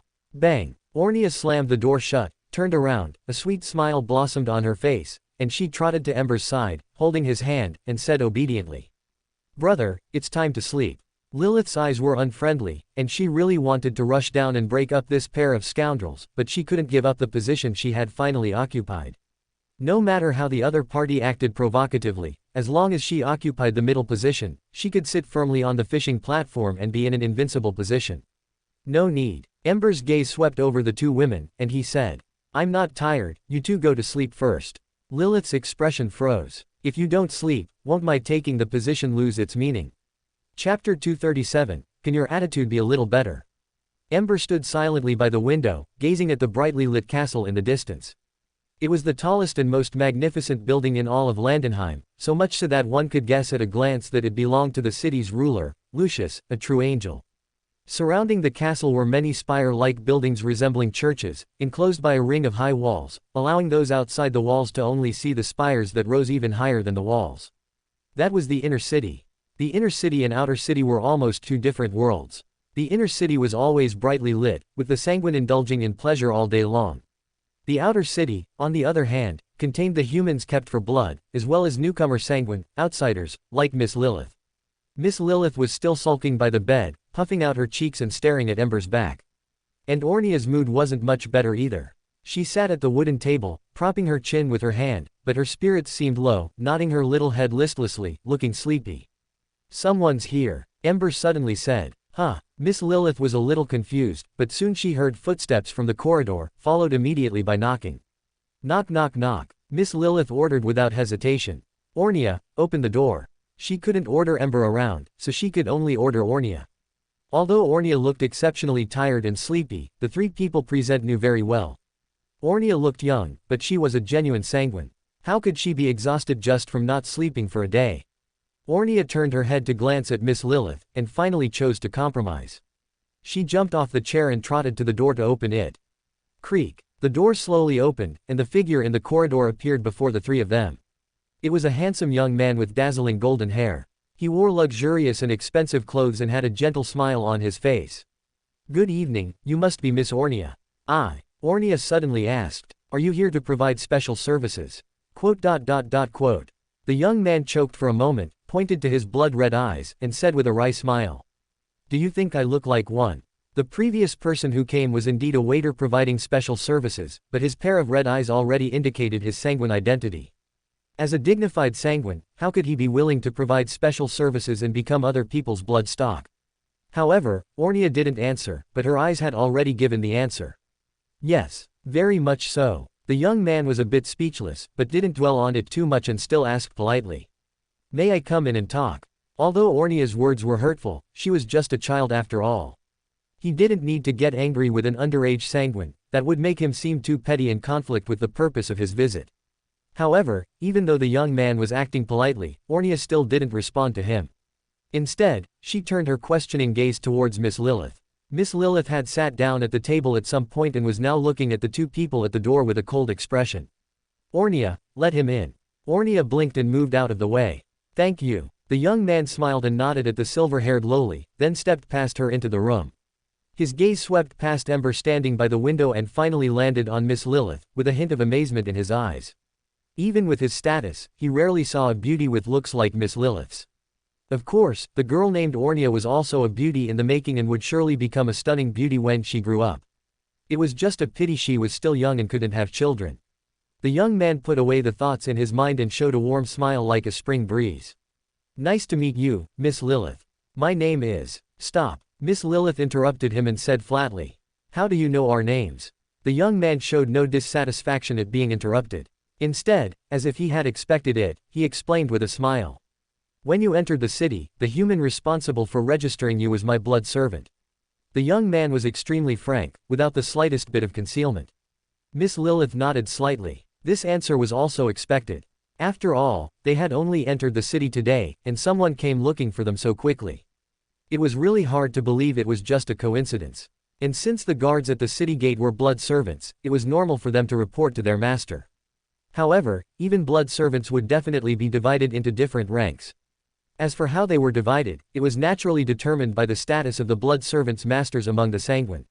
And since his blood servant could hold the important position of guarding the city gate, it meant that his status in Landenheim was definitely not low. Miss Lilith's eyes flickered slightly, and she said flatly. So, why are you looking for us?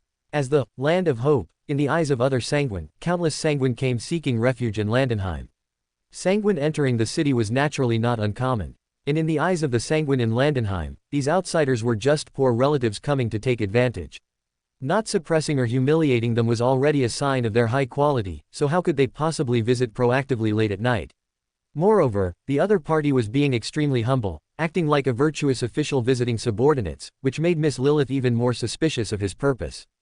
After all, this kind of behavior looked like a weasel paying respects to a chicken, having ill intentions.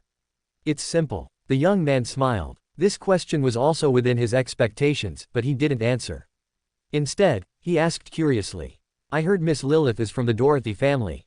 I wonder where the other members of the Dorothy family are now. Miss Lilith's expression turned cold. Where else could the other family members be? They had all been vitrified under the breath of a dragon long ago. She was the only survivor. The other party mentioning this now was completely opening her wound. The young man couldn't help but be startled. He didn't know why Miss Lilith's expression suddenly changed. Did he say something wrong? He wanted to explain, but he didn't know where he had gone wrong, and he felt a bit helpless inside. Emotions came and went quickly, and Miss Lilith soon calmed down. Only she and Ember knew about the complete annihilation of her family. The other party didn't know about the destruction of the Dorothy family, which was why he asked that question. But what was the purpose of him asking that? She was the one asking, but he only gave a rhetorical question in return. The answer was in the question itself. The other party was probably here for the Dorothy family. But the Dorothy family had always been active in the westernmost part of the continent, while Landenheim was in the easternmost part. The two sides originally had no connection, so there would naturally be no conflict.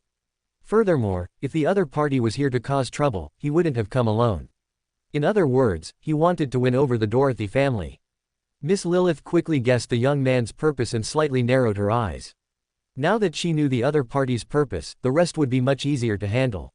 Miss Lilith frowned and asked, "Do you know Sister Dorothy?" The young man said frankly, "I don't know her, but I have heard of her. Several families who migrated from the west originally lived near the territory of the Dorothy family. When they came to Landenheim, they exchanged some intelligence from the west coast for the right to reside in Landenheim. So, there aren't many people in this city who have had contact with the Dorothy family, but there are quite a few who know about the Dorothy family." Ember showed a look of understanding. He had already heard some clues. The reason the other party was so frank was undoubtedly because he wanted to win over Miss Lilith and the Dorothy family behind her. This wasn't strange. After all, Dorothy was a sequence 4 demigod. And a sequence 4 demigod was an absolute core force anywhere. Even if Landenheim was protected by an angel, the number of demigods would definitely be very limited.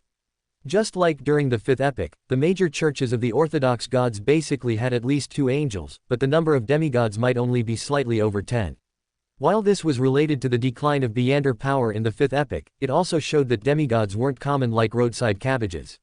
Although the Beander power in the 2nd epoch was somewhat more active, the number of demigods in Landenheim would not exceed 20. If a new demigod could join, Landenheim would naturally welcome them with open arms. And for the city's higher-ups, winning over such a demigod would be extremely beneficial to the force behind him, her, with no harm whatsoever. It was just that Ember ultimately didn't understand the power structure of the city's upper echelons, and the information he possessed was very limited. "I forgot to introduce myself." The young man suddenly chuckled, then stood up, lightly touched his chest with his right hand, and said with a rather proud expression, "My name is Ulmer Todbringer." Todbringer. Miss Lilith's expression changed slightly. She had only heard of this surname in one name, and that was Lucius Todbringer. Lucius was the city's undisputed sole ruler, and the Todbringer family, who shared the same surname, held the most core power in the city's upper echelons. And the identity of this young man before her, who also had the Todbringer surname, was naturally self-evident. No wonder the other party's blood servant could hold the key position of guarding the city gate. After all, the Todbringer family controlled the core power of Landenheim, and as a member of this family, wasn't it only natural for Ulmer? Ulmer Todbringer saw Miss Lilith's reaction, and his mood instantly became much more pleasant. He always liked seeing others react this way and always took pride in it. Of course, he also knew that the reason others were filled with awe towards him wasn't because of the name Ulmer, but because of the surname Todbringer. But so what? As a member of the Todbringer family, he was entitled to enjoy the convenience brought by this surname. The other party had interrupted his self-introduction repeatedly. Even though Ulmer considered himself always respectful towards others, he couldn't help but feel a little annoyed inside. Now that he had stated his family name, the pent-up frustration he had accumulated instantly vanished without a trace. "Now you should talk to me properly, right?" Ulmer's gaze swept across Miss Lilith's face, and the corners of his mouth lifted slightly. However, to his surprise, the surprise in Miss Lilith's eyes flashed and disappeared, and her expression returned to calm. Her red lips parted slightly. "Oh. .. Ulmer was choked up again. "What did, oh, mean? Is that all the reaction you have? What's going on? He's already stated his family name, why are you still acting like this? He's a Todbringer. That's Todbringer. Todbringer. Don't you know what this surname means? Don't you know Lucius's surname? This is completely different from what he expected." Ulmer didn't expect Miss Lilith to immediately bow down either. After all, the other party also came from an extraordinary background. Even if she wasn't comparable to the Todbringer family, she was only slightly inferior and wouldn't become a bootlicker just because of a name. After all, his surname was just Todbringer, not Lucius Todbringer. But even if you don't immediately bow down, you should at least have a better attitude, right? Don't you want to curry favor with the Todbringer family? Even if you don't talk about currying favor, aren't you afraid of offending the Todbringer family because of this? Or do you think he can't represent the Todbringer family? Miss Lilith's expression was cool and indifferent, and she said flatly, "So, Mr. Ulmer, do you have anything else? Or are you just here specifically to show off your surname? The frustration in Ulmer's heart grew deeper and deeper, and his mood was extremely suppressed. Something wasn't right. Where did things go wrong? But fortunately, his temperament and upbringing were quite good. Although he felt a little depressed, he just let out a long sigh and spoke proactively. To be honest, I primarily came this time to establish a good cooperative relationship with the Dorothy family. After a pause, Ulmer continued. Believe me, Miss Lilith, in all of Landenheim, there is no better choice than me. Oh, Miss Lilith asked back, even Lord Lucius wouldn't be better. Ulmer was instantly choked up. Of course, he would be better. He couldn't be any better. But is that someone you can just meet whenever you want? Although there aren't many sanguine at the patriarch level, it's not enough to warrant Lucius's personal attention. Otherwise, it wouldn't be him who came, but Lucius himself. What is your relationship with that person? Miss Lilith suddenly asked. That person, of course, referred to Lucius. Ulmer's expression became proud once again, and he raised his head and said. He is my father. Oh. Miss Lilith let out another soft, oh, making Ulmer extremely helpless. Couldn't she give a little more reaction? This made him lose a lot of face. Miss Lilith asked again, how many children does that person have in total? Ulmer was startled for a moment, not understanding why Miss Lilith would suddenly ask this, but he still answered honestly. 5. Which number are you? 3rd. Hearing his answer, Miss Lilith asked curiously. Are both your older brothers dead? Ulmer's expression froze. What kind of question was this? They're not dead. Ulmer suppressed his anger and said huffily. They're all living well. Miss Lilith looked at him with a half smile. So you think you are more outstanding than your 2 older brothers? Chapter 238 Uniqueness. Ulmer's expression stiffened, leaving him speechless. Although his surname was Todbringer, he was not the only member of the Todbringer family. Even though he was a descendant of Lucius, he was not the only descendant, he had 2 older brothers. And Ulmer had just said harsh words, stating directly that in the entire Landenheim, there was no better choice than him. However, if a partner truly had to be chosen, his 2 older brothers were undoubtedly better choices than him. But since the words were already spoken, he couldn't just take them back, could he? Miss Lilith is joking. Ulmer took a deep breath and said with a calm expression, age doesn't represent anything. How can Miss Lilith be so sure they are better choices than me? Ulmer smiled, then suddenly changed the subject. Of course, Miss Lilith is here in Landenheim for the first time, so perhaps she doesn't fully understand the city's situation. You can observe for a while before deciding whether to cooperate with me. Ulmer was not discouraged by this setback. Although the other party had come to seek refuge in Landenheim, they had a sanguine at the patriarch level backing them. Naturally, they would be respectful towards his father, Lucius, but he was only a descendant of Lucius and did not have such great influences to make a family bow down to him. But Ulmer was confident he could make the other party choose him instead of his 2 older brothers. Thinking this, Ulmer took out an invitation from his pocket, placed it on the table, and pushed it towards Lilith, smiling. There's a ball tomorrow night at the Todbringer family's castle. If it's convenient for Miss Lilith, you might want to go and see for yourself. Lilith picked up the gold-embossed invitation and asked calmly. Is this ball hosted by you?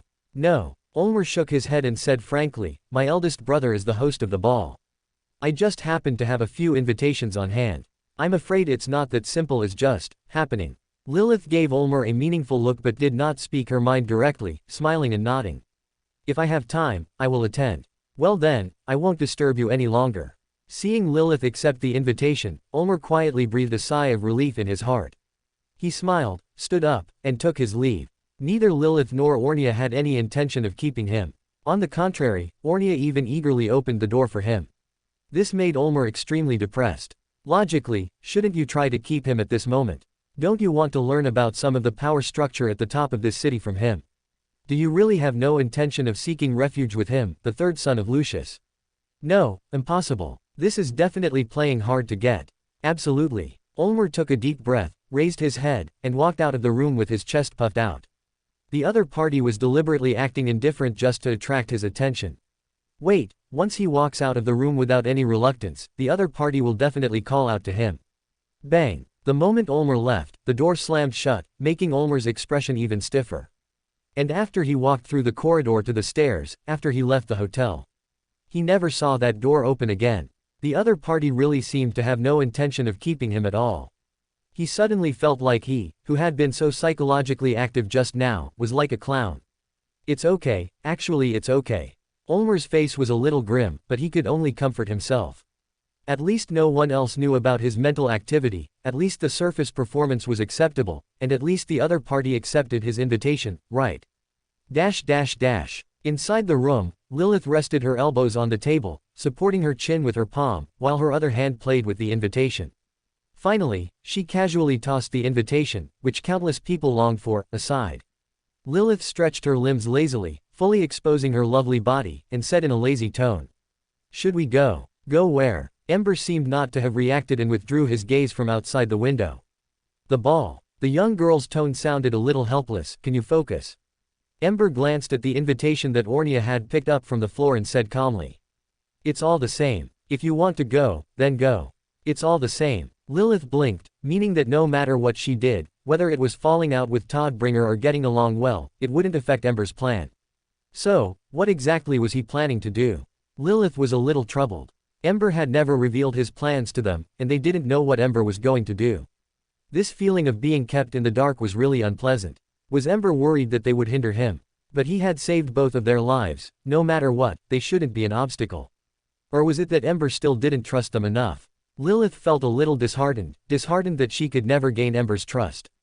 Then she became even more firmly convinced that it was all Ornia's fault. It was because of her that she could never be completely open with Ember, in every sense of the word. In Lilith's opinion, this was the only possibility. Otherwise, why wouldn't Ember tell them the entire plan? It couldn't be because he hadn't thought it through yet, could it? Impossible, absolutely impossible. Lilith twirled the ring on her index finger and asked with a hint of anticipation. So, are you going? I can. Ember thought for a moment and didn't refuse, nodding gently. However, there is only one invitation. It's okay. Lilith said with a smile, the invitation allows one servant to attend the banquet. As she spoke, the young girl provocatively glanced at Ornia from the corner of her eye, a slight smile playing on her lips. Ornia, Ember and I are going to the ball tomorrow. Make sure you stay at home and don't make us worry, okay? Ornia was expressionless. Worry? If she stayed at home obediently, you wouldn't have to worry. But letting you go to the ball was what she worried about the most. Klein, who had hunted down Zamuth Talker, Miser Andy Strongman, Oziel, waited all afternoon but still hadn't received the bounty. He had to specifically go out to the local military liaison, Kent, and after getting the answer, the process is complete, but the money will be issued tomorrow morning, he left satisfied. He also participated in the private transactions among the adventurers in the Barracuda bar. After the transaction ended, Klein originally wanted to leave directly, but was approached by Ralph, a devout follower of the sea god who had once wanted to donate 1/3 of his £20,000 fortune to the sea god. Ralph initiated a conversation and tried to proselytize to him. Klein was both amused and annoyed for a moment. I believe in myself, I guess. However, although the proselytization failed, Ralph still introduced him to a business deal. An apothecary who claimed to know him had a task he wanted to entrust to him. And the only apothecary Klein knew was the plump Dayquil. With his thoughts racing, Klein decided to first hear what kind of task the other party had.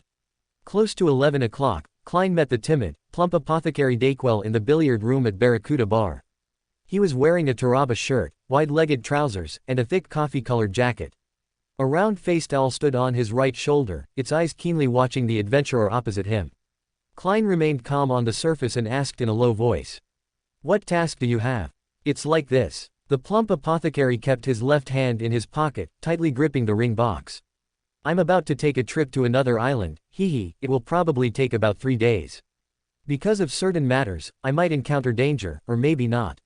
In any case, I need a bodyguard, and you are the best person I can think of. The way you say that, it's as if I'm not that impressive, you just don't know many people. Not saving the teacher, leaving Byam, is this going to find help? Or, has he already been rescued, and the danger comes from the military's pursuit? Klein speculated on the truth of the matter and suddenly his expression changed slightly.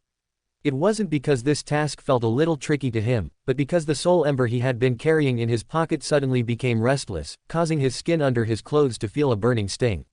Soul ember was burning humanity, but it wasn't hot to the touch. Even if held in hand, there would be no obvious burning sensation, instead, it felt somewhat cool. But now, the soul ember suddenly became incredibly hot, stinging his skin like a branding iron. Klein's thoughts raced, searching for the reason for the soul ember's restlessness. Soul ember was a backup left by Ember. Normally, it had almost no reaction, but now it suddenly became restless. Was it because of Dayquil? No, he was just an ordinary apothecary, at most a sequence 8 now, with nothing special about him. Was it because of the owl on the other party's shoulder? Impossible either. They had just met a few days ago, and the soul ember had no reaction then. But why is there a reaction this time? Klein's gaze swept over Dayquil, not missing any detail, and finally settled on the ring box in his hand. The thing inside the box caused the soul ember to react. What's inside? Klein pointed to the ring box in Dayquil's hand and said in a low voice. Dayquil's expression changed drastically, his body tensed up, and he subconsciously hid the ring box behind him. His lips twitched a few times as he said, "This has nothing to do with the task. If it has nothing to do with it, why are you so nervous? How can you utter such a clumsy lie?" Klein glanced at him and said indifferently, "You can choose not to tell me, but I won't accept your task." He didn't necessarily have to know what was inside, but he also didn't necessarily have to choose to accept Dayquil's task. Cold sweat seeped from Dayquil's forehead. What did he mean by that? You can choose not to tell me, but as long as I kill you, the thing inside will be mine. No, impossible, right? Murder is against the law. How is it impossible? He's a crazy adventurer. What can he not do? Moreover, the definitions of adventurers and pirates are inherently blurred. Adventurers can turn into pirates at any time, and pirates occasionally pretend to be adventurers. Given the other party's strength and madness, they could really commit acts of murder and plunder. After intense psychological struggle, Dayquil finally chose to compromise and said bitterly, I'll tell you. Klein sat on the chair, leaning slightly forward. Since you've decided to tell me, explain it clearly. Dayquil hesitated for a few seconds, finally made a decision, and planned to avoid the main point for now, only talking about the surface phenomena. He subconsciously avoided Gairman Sparrow's seemingly calm gaze and said, "It's like this. My teacher and I belong to a hidden organization. We are on the run because there was a traitor within. And my task this time is to deliver a very important sealed artifact to a senior." "Is it the one in your hand?" Klein cast his gaze towards the ring box in Dayquil's hand, his eyes flickering. "Yes." Dayquil silently opened the lid. Inside was a milky white six-sided die. He explained softly, "It possesses Beander abilities from the fate pathway and can make people unlucky or lucky."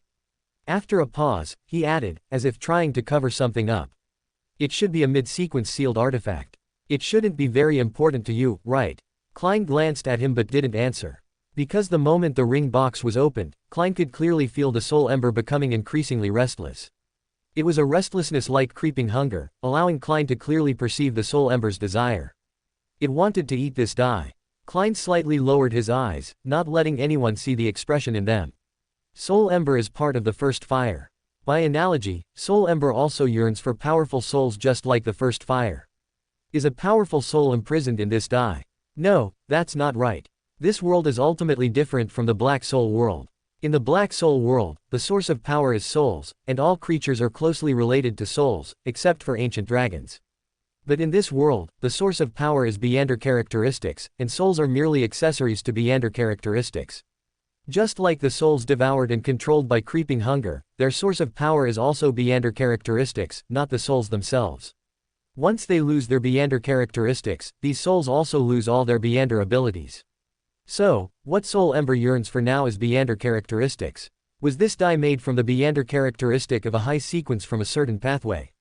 Sequence 4 and Sequence 3 Beander characteristics are also high sequence, but he is not without sealed artifacts of this level, yet soul ember did not show similar restlessness. Therefore, the level corresponding to the die is at least Sequence 2 or higher. But Klein felt his guess should be bolder. Above Sequence 2, it is at least Sequence 1. So, which pathway's Sequence 1 is it? Dayquil is from the Life School of Thought, and the Life School of Thought controls the monster pathway. And Will Osepton, whom Klein had met before, was the highest authority of the Life School of Thought, the president of the Council of Fate, a Sequence 1 Snake of Fate. The monster pathway makes perfect sense then. But as a Sequence 1, the Snake of Fate is not unique, there can be up to 3 snakes existing simultaneously. Does the Life School of Thought have an additional Sequence 1 Beander characteristic besides Will Osepton? But if that were the case, why didn't Will Osepton directly fuse this Beander characteristic? After all, if he had 2 Sequence 1 Beander characteristics, he would have an absolute advantage when facing another Snake of Fate, Tail Devourer, or Ouroboros.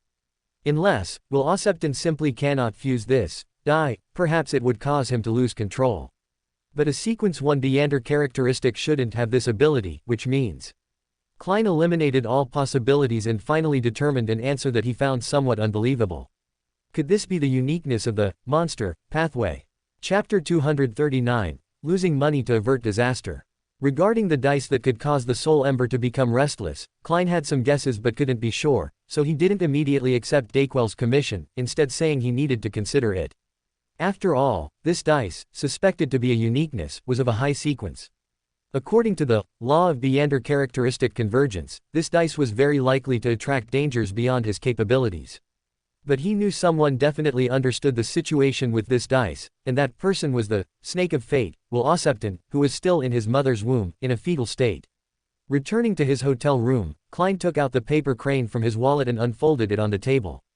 After glancing at the surface that still showed signs of being wiped, Klein picked up a pencil and wrote down a simple question. How should that dice be handled? Is it the uniqueness of the monster pathway? Although asking this way was a bit direct, Klein thought it over carefully and decided to ask directly. After all, this time's question wasn't for himself. He folded the paper crane back to its original form and put it back in his wallet. Klein lay on the armchair and quickly fell asleep with the help of meditation, hoping Will Osepton had already responded. When he awoke in his dream and saw that he was on a dark and desolate plain, he quietly let out a sigh of relief and followed the familiar path deep into the black spire. On the raised ground surrounded by tarot cards, lines of silver-white words had appeared, densely packed and numerous. Klein stopped and quickly scanned them. It's called the Dice of Probability. You guessed correctly. It's an item solidified from the uniqueness of the Wheel of Fortune pathway. It controls the probability of every event. Rolling a 1 maximizes the probability of an unfavorable outcome for the target. Rolling a 2 significantly increases the unfavorable probability.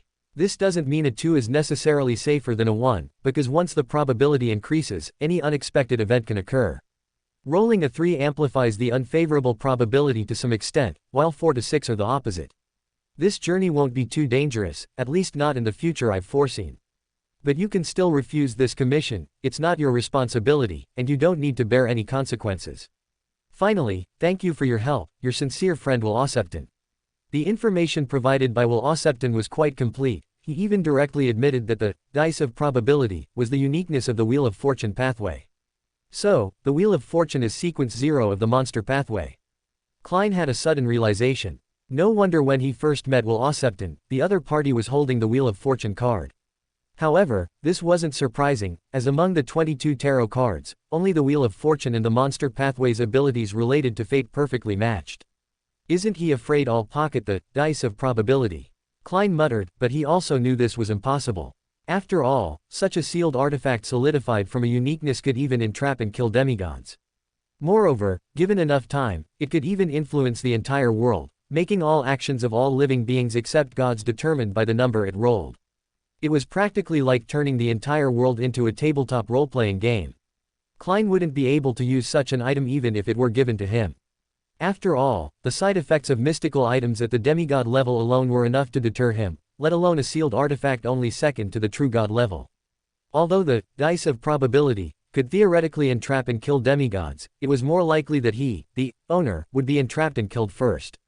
And now that he knew the danger of this sealed artifact, according to his usual cautious style, the most correct choice should be to keep a respectful distance, refuse Dayquel's commission, and stay as far away from this sealed artifact as possible. But while this could certainly keep him away from potential danger, it might not necessarily be a good thing. After all, as the president of the Life School of Thought's Fate Council, this Dice of Probability was likely his possession, perhaps even specifically prepared for him.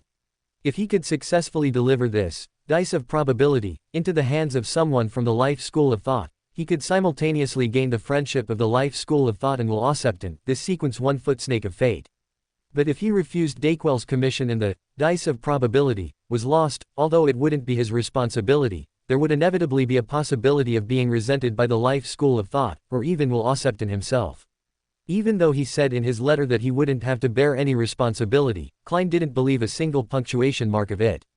Furthermore, Klein touched his pocket. Perhaps because he was away from the Dice of Probability, the soul ember was no longer restless, but Klein could still feel its deep-seated desire. It was yearning for the Dice of Probability, yearning to burn this item solidified from the uniqueness of the Wheel of Fortune pathway to ashes, transforming it into nourishment for the first fire. The latter part was Klein's conjecture. He could only feel the soul embers yearning, but he wasn't sure exactly what it was yearning for. Dayquil was just an ordinary sequence 8 with almost no combat ability. If he wanted to, he could completely snatch the dice of probability from Dayquil's hands and feed it to the soul ember. But doing so would inevitably completely offend the life school of thought in Will Osepton. Although Will Osepton was currently at a critical moment of reincarnation, still waiting to be born in someone else's womb, he was still a Sequence 1 angel. The Beyonder abilities he possessed far surpassed Klein's. Since the other party could contact him through dreams across thousands of kilometers, it wasn't impossible for him to curse Klein from the same distance, making him incredibly unlucky, or even causing him to trip and fall on flat ground and hit his head and die. What the uniqueness solidified, dice of probability, could do, Will Osepton, as a Sequence 1 foot snake of fate, might not be unable to do. This really presents me with a challenge. Klein rubbed his temples, feeling quite a headache. The current situation was like putting him on a spit roast. Whatever he did was difficult, and he might end up offending both sides. After long hesitation, Klein gritted his teeth and made a decision. If it's a blessing, it's not a disaster. If it's a disaster, it can't be avoided. No matter what, I'll first divine above the gray fog. Klein decisively got up, turned the doorknob, walked into the washroom, closed the door, and took 4 counterclockwise steps. Should we just run? In the next room, Dayquil, who had been forcibly brought back to the hotel by Gehrman Sparrow, and compelled to pay for the room himself, asked the owl on his shoulder with some trepidation. Better not. The owl grumbled. If he really wanted to attack you, he wouldn't need to wait until now. Besides, do you think you can run away? The fat on Dayquil's face twitched. Indeed, that was the famous bounty hunter, the mad adventurer Gehrman Sparrow. In front of him, what could a Sequence 8 beast tamer like himself do? With the help of the sealed artifact he held, it wasn't entirely impossible for him to escape successfully. But the premise was that this dice had to constantly stay on 6. Only then could he rely on incredible luck to escape the pursuit of that mad adventurer. The problem was, the number rolled by this dice was completely uncontrollable. Otherwise, he wouldn't have needed to find Gehrman Sparrow and commission him for protection. If it rolled a 6 feet, he would naturally gain incredible luck. Even the lamest lie could easily be believed, and even the most outrageous behavior could gain others' approval. But if it rolled a 1 foot, Dayquil felt that suicide might be more pleasant. Dayquil's face turned pale, and he muttered regretfully to himself. I shouldn't have told him earlier. At this moment, he finally remembered his teacher's instructions. That dice was clearly a very important sealed artifact within the school, and now that Gehrman Sparrow knew about it, it was likely to trigger his greed and make things develop in a much worse direction. After all, there were close to 1,000 rumors at sea, if not 1,000, about adventurers killing their clients for higher gains. What's more, they weren't in a formal commission relationship yet. His current status was closer to that of a hostage than a client.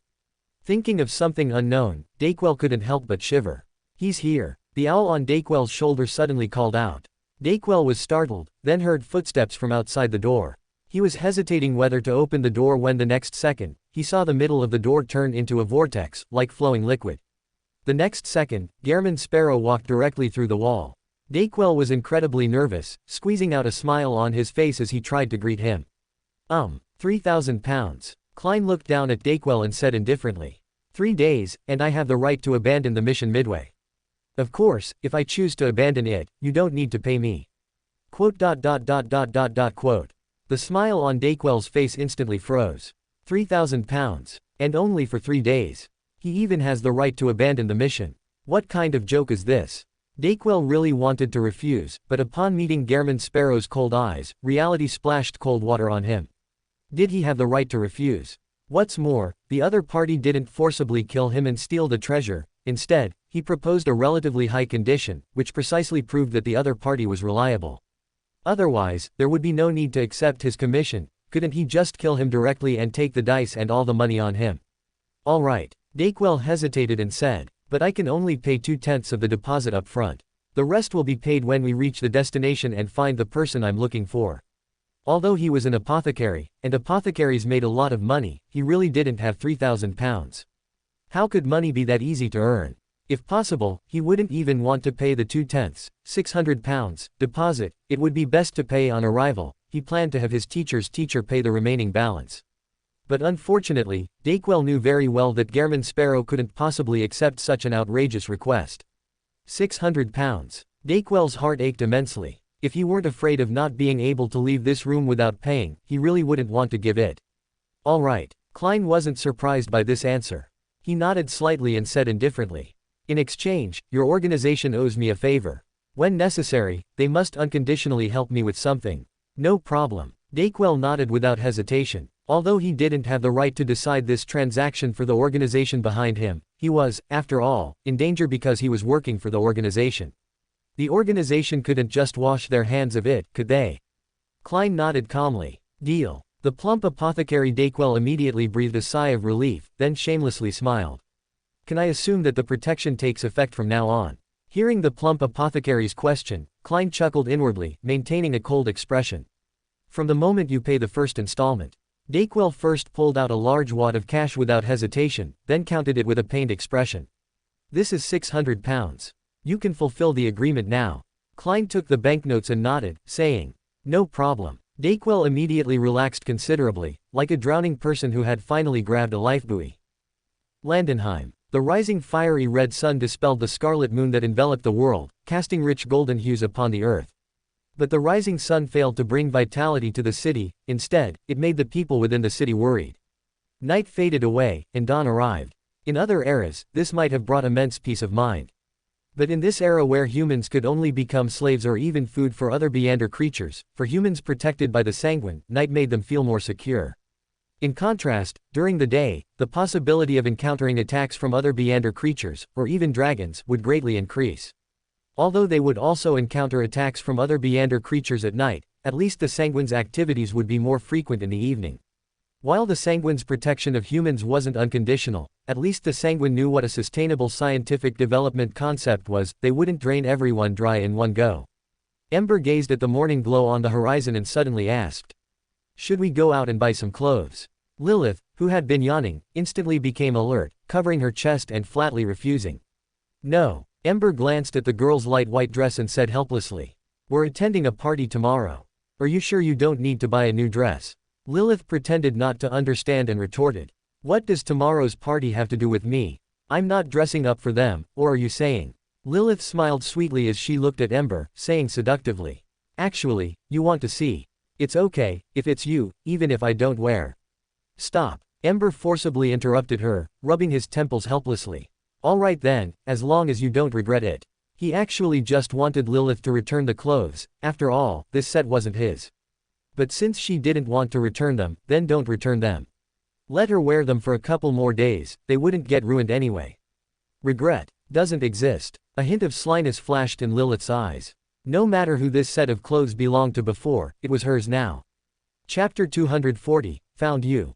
Empress Burrow, inside Earl Hall's family's luxurious villa. Audrey sat in front of her dressing mirror, her delicate brows slightly furrowed, seemingly pondering a difficult matter. Suddenly, the mirror reflected a lady in a black dress. She seemed to appear out of thin air in the room and walked without hesitation towards the luxurious soft bed, covered with a velvet quilt, that belonged to Audrey. Audrey slightly furrowed her brows, turned around, and softly asked, what have you been doing lately? Karula flopped onto the bed, hugging a soft pillow with both hands, and mumbled. Didn't you never ask about my business? Why are you suddenly concerned about this? Audrey heard the weariness in her voice and couldn't help but feel suspicious. Her tone was unusually firm. I must ensure that what you are doing does not threaten my family. Karula rolled her eyes and sighed helplessly. We've been together for so long, can't you trust me a little more? Sometimes I really suspect you are the demoness of jealousy. Audrey stared intently at her, answering her question with her eyes. Cannot. She and Karula had a 3-chapter agreement. Karula could continue to follow her, anyway, she had no right to refuse. But in exchange, Karula could not appear before her family.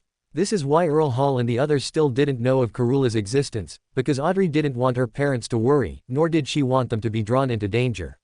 Karula agreed to this condition without hesitation, but she didn't stay with Audrey all the time as she had said before. Instead, she would disappear from time to time, and each time she returned, she looked utterly exhausted. This made Audrey feel faintly uneasy, because she had no idea what Karula had been doing. If Karula were just an ordinary person, she wouldn't worry at all, but Karula was a Sequence 2 angel. Emotionally, Audrey was willing to trust Karula. Because so far, Karula had never shown a threatening side to her, nor had she done anything detrimental to her. On the contrary, Karula had helped her become a Sequence 5 Beander and had told her many secrets that she shouldn't have known at her level. In every way, Karula's behavior was impeccable, and Audrey had no reason to doubt her. But as a spectator, Audrey instinctively doubted everything. She didn't believe that she, a mere mid-sequence, could see through Karula's disguise, so she couldn't be sure that everything Karula displayed was real. Just like Rosal the Great's famous quote, "What you see may only be what others want you to see." Audrey was currently in such a situation. Everything she knew might only be what Karula wanted her to know.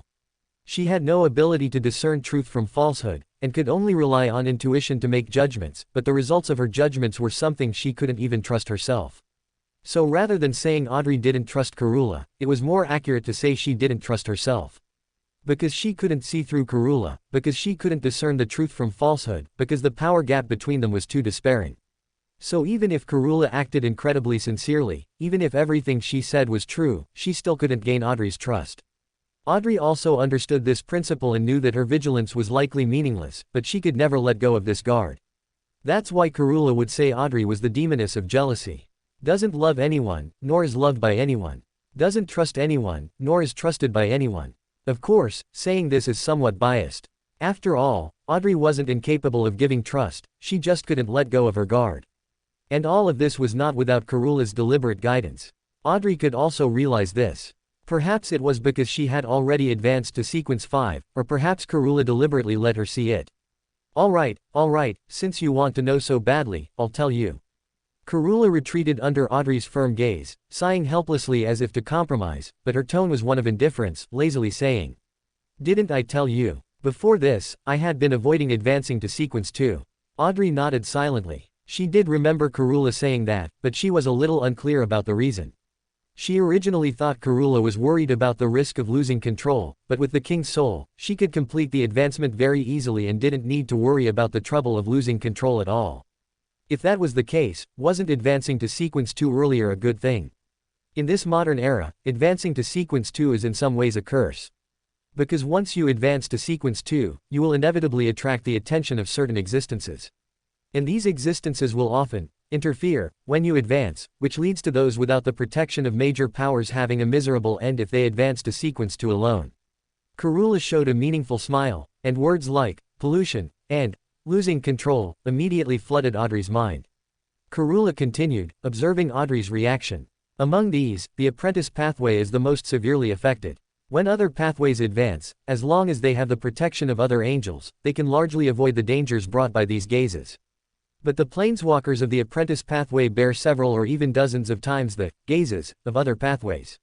Unless a true god personally provides protection, they will almost certainly be affected by the gaze.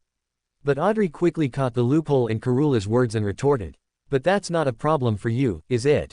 Since Karula controlled the King's Soul, and with the power of the King's Soul, she could avoid losing control and pollution, she didn't need to worry about the risks of advancing to Sequence 2 like others. This couldn't be the reason she avoided advancing. Pollution is certainly not a problem." Karula turned over, straightening her arms and stretching her graceful body, saying lazily, "But it will inevitably attract the attention of some of these people, which is the most troublesome thing. So I originally planned to collect enough Beander characteristics to advance to Sequence 0 and then advance all at once." Audrey was silent, although there was a suspicion of exaggeration. But Audrey had already witnessed the miracle displayed by the King's Soul, so she didn't doubt Karula's words at all. It's just that, even if she couldn't gather the Beander characteristics to advance to Sequence 0, wasn't Sequence 1 possible? As if seeing the girl's confusion, Karula explained to herself. 2 of the 3 Sequence 1 Beander characteristics of the visionary pathway and the uniqueness are in the hands of the same person. I have been trying to find his location through the traces he left behind. Before I advanced, he wouldn't specifically pay attention to my existence because I was just a Sequence 3 and not a threat to him. This gave me the opportunity to find him, but unfortunately, he has always been quite cautious, and I couldn't find any traces he left behind. And now that I have advanced to Sequence 2, I have naturally been put on his threat list and received his special attention, making it even harder to find him. The Sequence 1 author of the Spectator Pathway is definitely one of the most difficult Sequence 1s to deal with. Because the author has the characteristic that whatever is said will be known, coupled with their ability to turn written stories into reality, even a true god may not be able to catch him. Karula clicked her tongue, seemingly annoyed, and then added, And besides that, the remaining characteristic is in the hands of the Church of the Night, but it is now also missing. Audrey silently acted as a qualified listener. All of this was still too far away from her. However, according to Karula, she was actually quite unlucky, because the advancement path of the visionary pathway was completely blocked, and she had almost no possibility of advancing to sequence 1. Of course, neither do I. Audrey muttered in her heart. Although she wasn't even a demigod now, she still couldn't help but feel a little regret at being unable to glimpse higher levels. She didn't hope to become a sequence 0 true god, but a sequence 1 angel was actually quite good. Of course, this might not be a good thing. After all, once you become a sequence 1 angel, you have to kill each other to become a sequence 0 true god. Because to become sequence 0, you must gather all 3 sequence 1 Beander characteristics, which means they must kill other sequence 1 angels of the same pathway. And even if they don't have the ambition to become sequence 0, for self-preservation, they are forced to be drawn into this endless slaughter. However, since Karula knew that becoming sequence 2 would make it harder to find his location, she still chose to advance. This shows that she has more important things to do, and can only do this after completing the advancement, and this matter might also be the reason why Karula has been missing frequently recently. You advanced for what you are doing now. Audrey couldn't help but blurt out the question. More or less. Karula glanced at Audrey with meaningful eyes, admitting it frankly, and said nonchalantly. If I were to briefly summarize what I'm doing now, well, just assume I'm dreaming. Dreaming. Audrey was stunned for a moment. This answer was a little beyond her imagination. Advancing to sequence 2 just a dream. For most people, just becoming sequence 2 itself would be a daydream, wouldn't it? And what kind of dream requires reaching sequence 2 to have? Audrey almost subconsciously thought Karula was teasing her, but her reason told her Karula had no need to do so. After all, Karula had already said this much, what reason would she have to lie to her? What kind of dream? Audrey couldn't help but ask. A dream that encompasses the entire world. Karula extended her fair index finger, then touched her red lips, and said softly. In a sense, it's like the dream Adam, the organizer of the Twilight Hermit Order, has. Twilight Hermit Order. The mysterious organization that secretly manipulated the era's trends flashed through Audrey's mind, as did Mr. Fool's warning. Whatever is said will be known. Do not mention this organization in reality in any way, otherwise you will be perceived by the other party.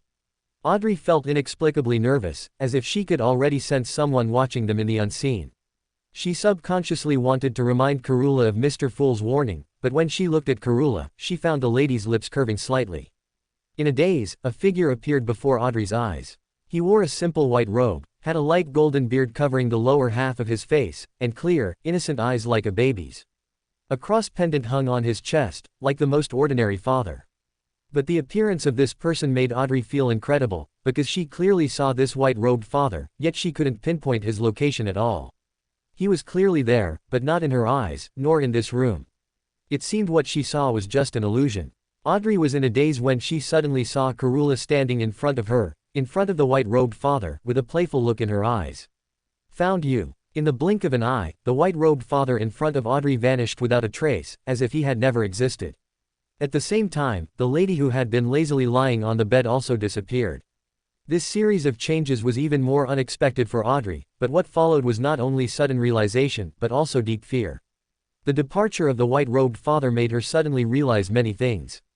Her actions of the past few days flashed back in her mind, and the details she had previously overlooked were now recalled one by one. Something is wrong, very wrong. She had been very wrong during this recent period. The girl's face turned slightly pale, but an annoyed voice suddenly sounded in her ear. Tisk, this damn caution. Audrey looked up, and Karula's figure appeared in her sight again. She was lying on the bed, in a lazy posture, as if she had never left. Don't you have anything you want to ask? Karula met Audrey's gaze and asked with a smile. Audrey pursed her lips slightly and asked in a low voice. What exactly happened just now? In short, you were targeted. He. Who is he? Facing Karula's still casual answer, Audrey was eager to know the answer and couldn't help but press the question. Don't you already have the answer? Karula asked back with a smile. Adam. Audrey lightly parted her red lips, but didn't utter that word. The mastermind behind the Twilight Hermit Order, the owner of 2 Sequence 1 Beander characteristics and the uniqueness, the person closest to Sequence 0, and also the target Karula had been pursuing all along. When did he? Audrey opened her mouth, wanting to speak but stopping herself. Don't worry. Karula stretched lazily, her tone relaxed. Although he has been influencing you for a long time, it has always been through coincidences, to manipulate, and he didn't dare to show it too obviously, otherwise he would have been found out long ago. This time he was a bit too impatient, which allowed me to catch a flaw, but it seems this was just a test from him. Chapter 241, Taught by the Same Master, Can't Break the Move. Tisk, Karula said, muttering discontentedly in a low voice. I should have endured it if I knew earlier. Thank you. Audrey lowered her head slightly and said softly. She knew that the reason Karula didn't endure was entirely because of her. Otherwise, she could have let herself continue to be influenced. And the deeper she was influenced, the deeper Adam would be trapped, the more thoroughly he would be exposed, and the easier it would be for Karula to catch him. You don't need to thank me. Karula glanced at Audrey and snorted, I just wanted to get the Beander characteristic from him. He was lucky to escape quickly. Karula didn't accept Audrey's thanks, but the corners of her mouth, slightly turned up, still revealed her inner pleasure. Looking at Karula, Audrey suddenly had a strong sense of déjà vu and automatically translated Karula's words. It's not like I did it to save you. This kind of person is usually called Sunere, in the works left behind by Rosal the Great. Audrey burst out laughing, and as if sensing Audrey's helpless thoughts, Karula rolled her eyes with a mix of amusement and helplessness, saying crossly. Can you be serious? Audrey blinked. This was usually what she said to Karula before. But since Karula said it, Audrey still organized her thoughts and cautiously asked. Author, what Beander abilities does he exactly have? She had been influenced for so long, yet she hadn't noticed at all.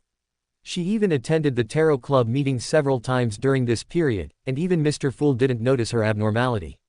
Even thinking back now, Audrey still felt a lingering fear. It's a bit troublesome to explain, just look for yourself. Facing Audrey's question, Karula muttered, pulled out a card from somewhere, and threw it towards Audrey. What is this? Audrey reached out and caught it, looking at the card in her hand with some confusion. The front of the card showed a man dressed in a simple white robe, wearing a cross pendant on his chest, dressed as a father.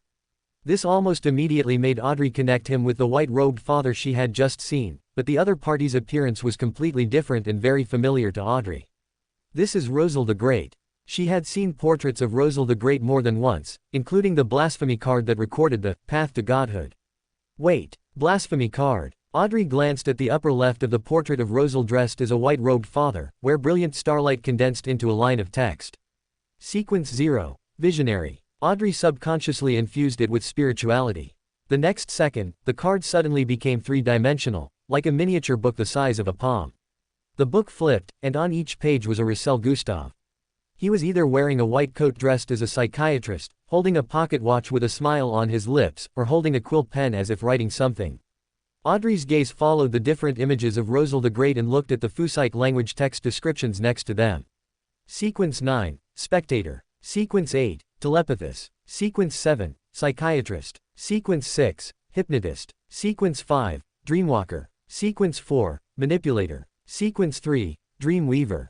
Sequence 2, Discerner. Sequence 1, Author. Sequence 0, Visionary. This detailed the potion formulas and Beander abilities of each sequence of the Spectator pathway, using the simplest and most direct language to allow people to intuitively understand the terrifying aspects of this pathway. Especially, Author. Manipulation. A sequence 1-foot author can control the collective unconscious see and, through it, control coincidences, making strange phenomena that appear by chance become echoes of the mind, appearing whenever desired. Word becomes law. Stories written by an author will inevitably become reality, but if the story is illogical, or if events are driven by vague and unclear reasons such as, inexplicably, or strangely, the consumption will increase. Everything said shall be known. When you know him, he will also know you, and everyone you have contacted. The more you know about him, the more likely you are to be written into the woven story. Audrey looked at the content recorded on the blasphemy card and finally understood some things. Her abnormal actions all stemmed from the ability of manipulation, an ability that could actually be possessed at sequence 4-feet manipulator. However, in the hands of a sequence 1-foot author, it had undergone a qualitative change. The manipulation of an author can no longer even be called manipulation, because the manipulated person will not discover anything at all, but will instead consider it their true thoughts. Because under the influence of the author, those were indeed their true thoughts.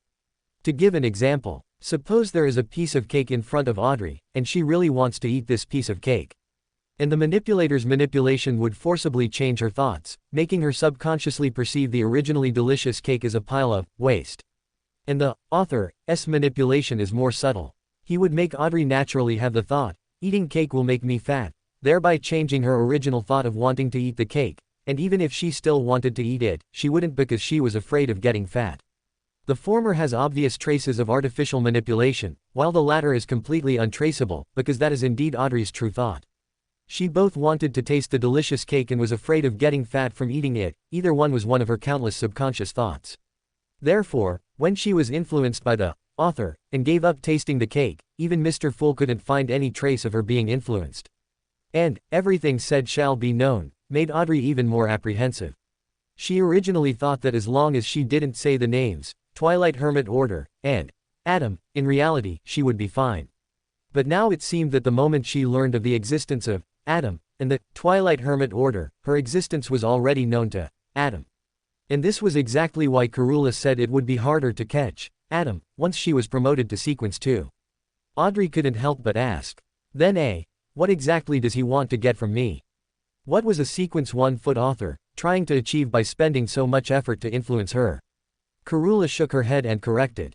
Not you, but me, and Ember. Audrey had no objection to this statement. After all, she didn't think she had any value worth the attention of a Sequence 1 angel. The only reason was that the other party hoped to influence Karula and Ember through her, and at the same time obtain more useful information from them. For example, the intelligence Karula just revealed was the part Adam was interested in, otherwise he wouldn't have been lured out. But could this also be interpreted from the side that in order to lure Adam out, Karula had already revealed some considerably important intelligence? Although from Audrey's perspective, Karula only said that her goal in advancing to Sequence 2 was to dream. Although Audrey didn't know what this dream was, the dream itself was like a layer of fog to her. But because she was only a Sequence 5, she couldn't obtain enough information, and thus couldn't see the truth behind the fog. But this might not be the case for Adam, who possessed 2 Sequence 1 Beander characteristics and uniqueness. He might have already guessed the truth through a few words, which might cause a great hindrance to Karula's plan. Thinking of this, Audrey couldn't help but feel a little guilty. Don't worry. Compared to the worried Audrey, Karula appeared quite composed, saying with a smile. Even if he knew, what then? He isn't even a Sequence 0, so he can't affect the plan at all. Let alone him, even if his father personally intervened, nothing could be changed. Moreover, Karula said meaningfully, how do you know this information wasn't something I deliberately revealed to him? Deliberate. Audrey was stunned for a moment and asked in confusion, were you just lying to him? As soon as she asked, Audrey immediately denied this guess. If it were false information, how could she deceive Adam? Before taking the bait, he must have already gained some understanding of what Karula was going to do through multiple channels and possessed the ability to distinguish truth from falsehood. He just wasn't clear about the specific details, and these could only be learned from Karula, the person involved. It was precisely by exploiting the other party's eagerness in this regard that Karula was able to lure Adam step by step into the trap. But the premise for designing this trap must be using the truth as bait, or at least part of the truth. So Karula was confident that even if Adam knew, it wouldn't have any impact. Or, was she actually expecting Adam to do something? Was this also within her calculations? Surely not. Audrey was startled by her own guess, her expression a little surprised and doubtful. No matter what, Adam was a Sequence 1 author and also possessed uniqueness, definitely the strongest being below the true gods. Although Karula possessed the power of King Soul, she herself was only a Sequence 2 discerner. It was not surprising that Karula could threaten Adam with the power of King Soul, making Adam dare not confront her directly. But if it was said that Karula wanted to scheme against Adam, it sounded somewhat incredible. After all, that was an author. Beyonders of the spectator pathway are best at manipulating the mind. A Sequence 7 feet psychiatrist can already apply psychological suggestion, and a Sequence 6 feet hypnotist can even forcibly hypnotize enemies in combat. By Sequence 5, one could already travel through and modify others' dreams, and thereby control the actions of the dream's owner. But even hypnotism and suggestion through dreams would leave traces and could be seen through. But a Sequence 1 foot author could already achieve letting nature take its course. He could even turn a devout believer of a true god into his double agent, and the true god itself would not notice any abnormality. What's more, the other party also had the characteristic of everything said shall be known, making any conspiracy against him impossible to succeed. After all, Adam could completely foresee all actions against him. That's not right. Audrey felt a little alert in her heart because she suddenly discovered a blind spot. If Adam could truly achieve omniscience, then how did he almost get caught by Karula earlier? He didn't foresee any of this beforehand, nor did he see through Karula's plan. Does this mean that Adam's everything said shall be known actually has limits? He is not omniscient, nor is he omnipotent. Karula showed an approving expression and explained. Although Adam is indeed very strong, he is only a sequence 1 foot author, not a sequence 0 feet visionary, so his omniscience has limits. For example, he cannot perceive the thoughts of other sequence 0 feet true gods. Even if these true gods are plotting how to kill him, he will only have a faint sense of crisis without knowing where the crisis originates. As for me, Karula's lips curled slightly, and she said with a smile, Audrey, have you forgotten something? I am the holder of King's Soul. King's Soul can not only purify the contamination in Beyonder characteristics, but is also a sharp weapon against other Beyonders and even true gods. A sequence 1 foot author can theoretically achieve omniscience regarding any creature, but this is only in theory. This world is vast, so vast that there will always be some things that are beyond the author's omniscience, such as sequence 0 true gods, or mystical items or sealed artifacts of the same or even higher grade. And even the King's Soul, which was divided into 9 parts, any single part of it is a mystical item, on the same level as a true god. If Adam could break through the isolation of King's Soul's power, why would he risk himself to steal Karula's information? Karula possessed King's Soul and knew that Adam could not be omniscient, which is why she designed to lure Adam. And Adam knew that Karula possessed King's Soul, which is why he left a backup plan while risking himself, to prevent being trapped. And Karula also knew that Adam knew she possessed King's Soul, so she had already anticipated Adam's successful escape and prepared a second trap for him. Such a complicated relationship. Audrey silently complained in her heart. Is this how high sequence Beyonders of the spectator pathway fight? This is clearly about playing mind games with each other, seeing who has more tricks, and who can make a move the other party didn't expect, thus gaining the upper hand or even winning. This was completely different from the battles between Beyonders she had previously known. Should she say it was worthy of being a Beyonder of the spectator pathway? Or were the battles between Beyonders of other pathways also so distinct? Audrey briefly simulated the Beyonders of the Black Emperor pathway. The core ability of Beyonders in the Black Emperor pathway is distorting rules. So in battle, they would restrict opponents and strengthen themselves by distorting rules, and at the same time, they would also distort the rules distorted by the opponent to avoid putting themselves in a disadvantageous situation. In a sense, battles between Beyonders of this pathway are also very distinct. And this distinctiveness is something that Beyonders of the spectator pathway cannot achieve. And because Beyonders of the same pathway and same sequence are well aware of each other's abilities, their battles would likely be quite long. After all, their abilities are exactly the same, and their combat is nothing more than counteracting each other's moves. The final outcome is likely to be a stalemate, where neither can do anything to the other. Hey! Karula suddenly looked at Audrey with a smile and asked with a chuckle. Do you want to dream together too? Huh. Audrey blinked. Chapter 242, The mission is to dream. In the evening, Landenheim, at the gate of the inner city. Pierre, who had short brown hair, wore a black double-breasted suit with a high collar, and politely stopped Lilith. Sorry, I cannot let you pass without a pass. This doesn't work. Lilith frowned slightly and took out a wooden card. Pierre glanced at it and shook his head. This is a pass for the outer city. Landenheim, ruled by the Sanguine, has always had a strict hierarchy. While foreign Sanguine can automatically obtain passes to enter and exit Landenheim freely, it is limited to the outer city. The inner city is inhabited by the ruling class of Landenheim and is naturally not a place where ordinary Sanguine can tread. Therefore, the guards of the outer city are merely blood servants, while the gates of the inner city are guarded by the Sanguine themselves. In fact, more than once, Sanguine from the outer city have tried to sneak into the inner city to reach the sky in one step. Not only could they stay in the inner city, but they also had a chance to connect with important figures there. Pierre didn't know how many such people he had stopped, and he never gave them a pleasant look. If Lilith's appearance hadn't somewhat stunned him, and he had the intention of leaving a good impression, he wouldn't have spoken to her so gently. Pierre's gaze swept over Ember, not lingering on this blood meal for long, but instead fixated on the silver-haired loli held by Ember. The blood-red eyes proved the other party's identity as an underage Sanguine, but Pierre subconsciously denied the possibility of her being Lilith's daughter, only thinking she was Lilith's younger sister. Huh. Lilith frowned slightly. Ulmer had invited her to a party. As a result, she couldn't even enter the inner city now. Surely Ulmer hadn't failed to consider this situation. Pierre looked at the young girl who seemed to be frowning due to her troubles, and his tone remained polite. If you don't have an inner city pass, please leave as soon as possible. This is my job. Wait, how about this? Lilith thought for a moment and took out the gold-embossed invitation. This is. Pierre's gaze was instantly drawn to the invitation. When he saw the upper right corner of the invitation, his pupils suddenly contracted. Because there was a 7-pointed star magic array there, small and seemingly insignificant, but no sanguine in all of Landenheim didn't recognize the meaning of this emblem, the family crest of the Todbringer family. Pierre lowered his head and asked cautiously. Are you here to attend the Todbringer family's banquet? Yes. Lilith nodded lightly, revealing a faint smile. Ulmer invited me.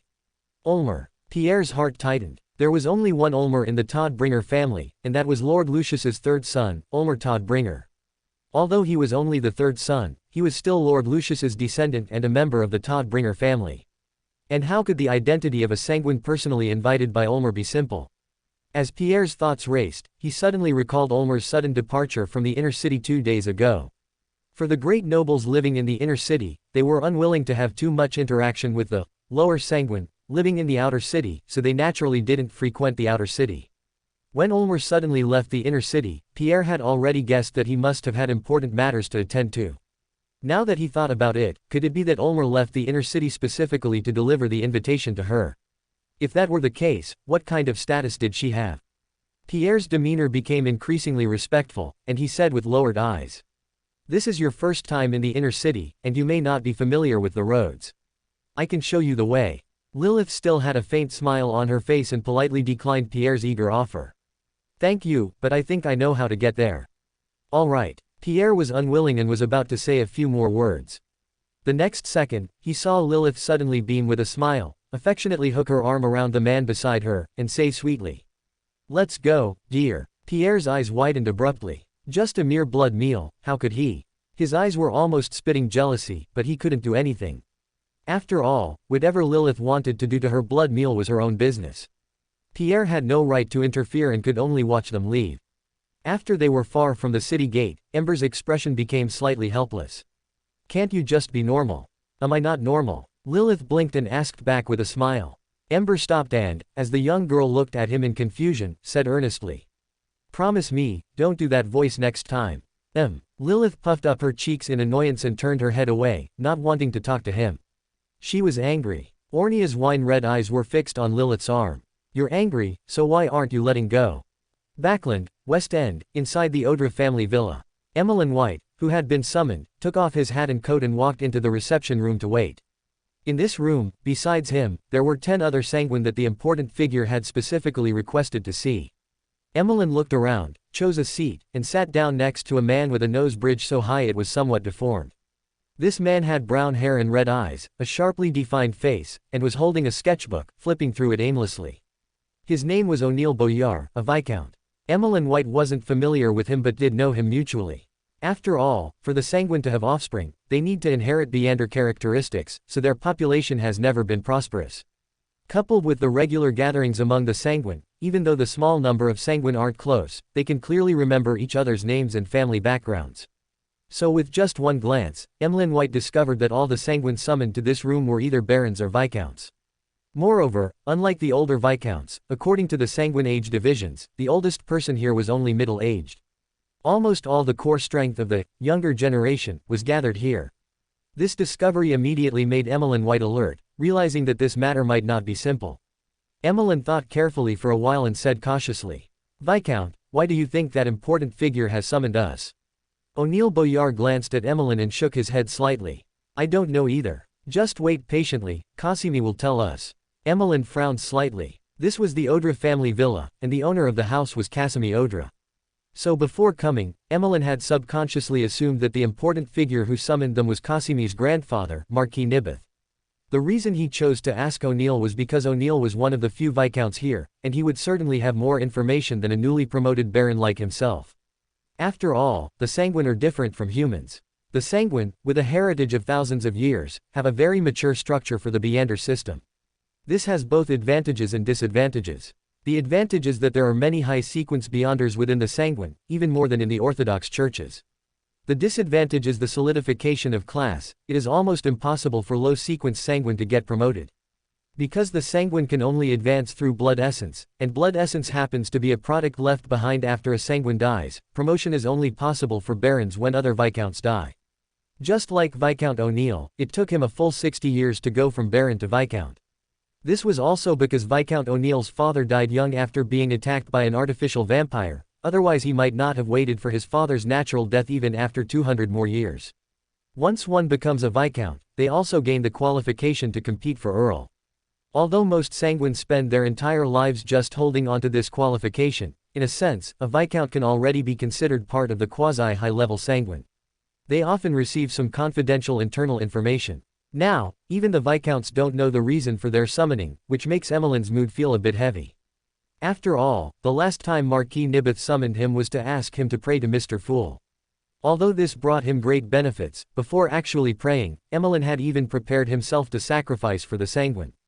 After all, praying to an unknown god outside the 7 Orthodox gods is most likely to result in instant death rather than receiving grace and praise. Mr. Fool can only be considered an exception among many gods. In this time, it wasn't just him who was summoned, but also a large number of barons and even viscounts, corresponding to Sequence 6 and Sequence 5, who would be at least deacon-level beyonders in the major churches. It is no exaggeration to say that this group of people can almost be called the strongest below demigods. And this also means that the mission assigned to them will be even more dangerous than imagined. Emmeline looked around and began to hesitate whether he should find an excuse to go to the restroom and pray to Mr. Fool first. As soon as this thought crossed Emmeline's mind, he couldn't help but feel ashamed. Mother, how could I have such a thought? I clearly worship the ancestor. Just then, his peripheral vision suddenly caught sight of Casimir Odra walking into the reception room and looking around. Gentlemen, please follow me. That important figure wants to see him. The expressions of the Sanguine instantly became serious. Emmeline also composed himself, held down the lower part of his waistcoat, and quickly followed behind the others, keeping pace with Casimir Odra. After descending the stairs to the underground area, he finally couldn't bear it anymore and asked in a low voice. Baron Casimir, who exactly is that important figure? How should I address him? He had originally thought they were going to see Marquis Nibeth, but if it were Marquis Nibeth, Casimir would not continue to use the title, that important figure, but would use, my grandfather, to show his noble status as the Marquise's grandson. From Casimir's current attitude, it was clear that the one they were going to see was someone of higher status than Marquis Nibeth. And among the Sanguine, there were only 3 beings of higher status than a Marquis. Casimir, who looked like a middle-aged gentleman, no longer hid it and replied with a tone full of respect. His Grace Duke Olmer. Duke Olmer. Emmeline subconsciously straightened his back and looked at the lamp stand on the nearby wall, seemingly wanting to check his appearance in the reflection on the metal surface. This was one of the 3 great dukes currently in charge of the Sanguine, an ancient powerful being who existed before the Cataclysm, titled Full Moon, over 3,000 years old, and had once followed the ancestor Lilith. In the current Sanguine, Duke Olmer is also the strongest being, second only to Blood Moon Queen, Ornia. Undoubtedly, this is synonymous with Sanguine history and glory. Emmeline glanced at the others around him out of the corner of his eye and found that their expressions varied.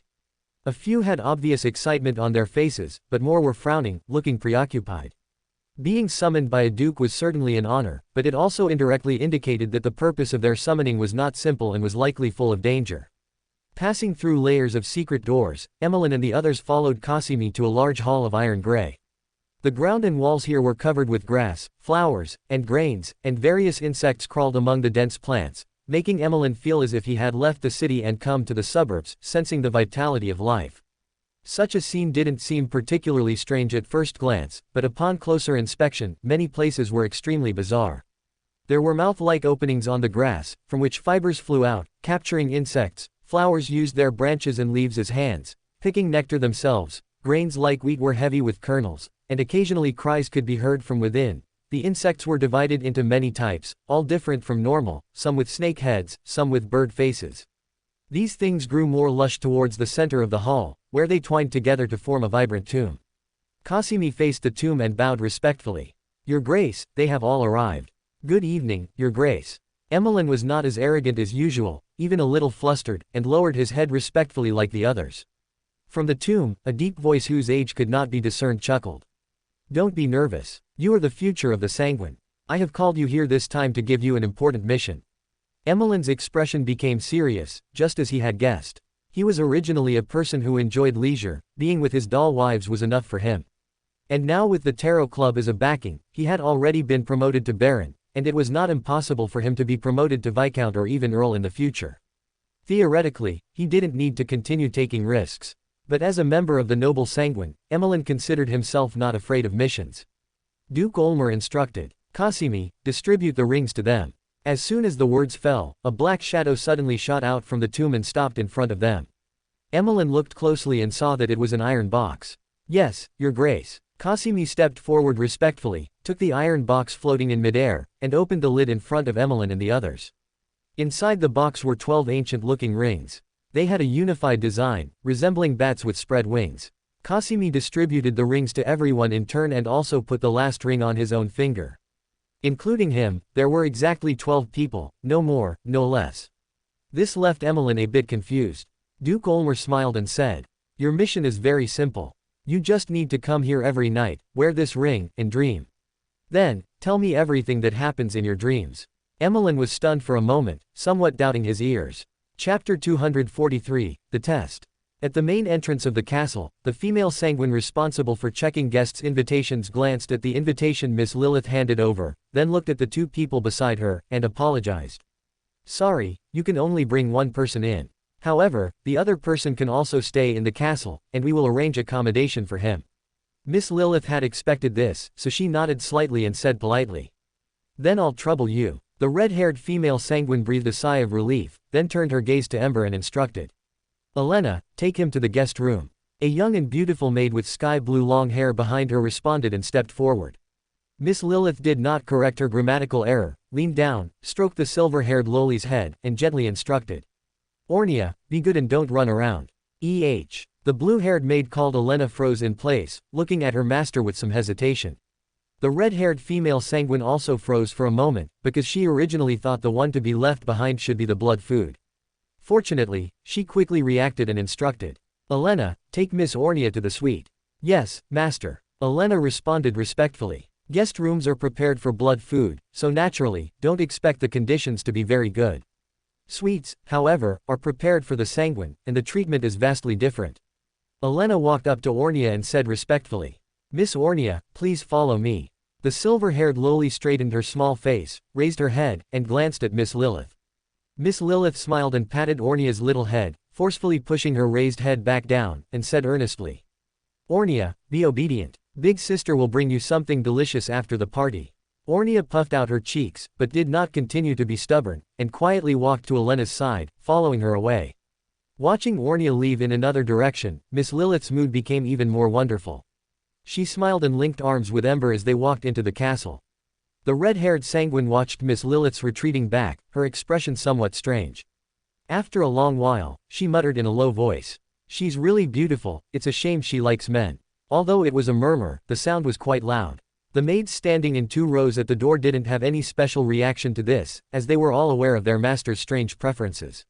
Miss Lilith and Ember walked through the luxuriously decorated corridor lined with sculptures and paintings on both sides, reaching the resplendent ballroom at the end. At the entrance to the hall, Olmer, who was talking to 2 Sanguine, also spotted Miss Lilith and his eyes lit up. But when he saw that it wasn't Ornia but Ember following Miss Lilith, he visibly frowned. And when he saw that Miss Lilith was intimately linking arms with Ember, his frown deepened. But all of this happened in an instant. Olmer only took a moment to compose his expression and greeted them with a beaming face. Welcome, Miss Lilith. Good evening, Mr. Olmer. Miss Lilith smiled and nodded, but seeing Olmer extend his hand, she did not offer her hand for a kiss but instead asked curiously. Are these 2 your friends? Seeing Miss Lilith's indifference, Olmer's expression stiffened, but he quickly and naturally withdrew his hand, a smile returning to his face, and introduced. Let me introduce you, this is Miss Lilith, from the Dorothy family in the west of the continent. Immediately after, Olmer pointed to the middle-aged gentleman with black hair, red eyes, a sharp suit, and a mature and refined demeanor, and emphasized. This is Mr. Bertrand Dracula, he is the heir of the Dracula family. Good evening, Miss Lilith. The middle-aged gentleman Bertrand smiled and nodded. Miss Lilith also smiled in return. Good evening, Mr. Bertrand. Olmer then pointed to another young man with short golden hair, wearing a white shirt, a long formal coat, and a tie, and smiled. "This is Norwick Audra, he is the second son of the Audra family, and also my good friend." "Good evening." Norwick greeted faintly, his attitude neither warm nor cold. "Good evening, Mr. Norwick." Miss Lilith still smiled back meticulously, but that was all. Although it was her first time in the inner city, some information could be obtained even in the outer city. For example, Landenheim had a total of 12 ancient sanguine clans, and the Todbringer family was the undisputed head of the 12 clans. The Dracula family and the Audra family were both among the 12 clans. Among them, only Lucius Todbringer, the patriarch of the Todbringer family, was a Sequence 2 angel. The patriarchs of the other 11 clans were only Sequence 4 or Sequence 3 demigods. In this situation, the addition of any clan with a demigod would change the political landscape of Landenheim. And the Dorothy clan was this variable. In other words, in a sense, Miss Lilith's family was no less inferior to the Audra family to which Norwick belonged. Therefore, she did not need to be humble when facing Norwick. Ulmer saw that the atmosphere was a bit off and promptly smoothed things over. "The party is about to start, let's go in and talk." Miss Lilith was agreeable, smiling as she followed the others towards the ballroom, and then suddenly asked curiously, "Mr. Ulmer, do you know the red-haired sanguine who was in charge of reception?" The red-haired sanguine. Ulmer was startled for a moment, then showed a look of realization and asked with a smile, "You mean Alyssa? She is my younger sister, and the youngest member of the Todbringer family." "She." Ulmer's expression became a little strange when he said this, and he coughed dryly. "Miss Lilith, I suggest you keep your distance from her." "Why?" Miss Lilith's curiosity was piqued instead. Ulmer's expression was a bit awkward, and he said with a wry smile, "Because my sister, she likes women." Miss Lilith blinked. Ulmer sighed, a little helpless. "You must have seen many young and beautiful maids at the castle entrance, right? Those maids are Alyssa's blood servants, and also her concubines. It's no exaggeration to say that almost all the most beautiful young women in Landenheim are under Alyssa. She doesn't use them herself, but she doesn't allow others to touch them either. For this banquet, my elder brother also paid a huge price to borrow these maids from Alyssa.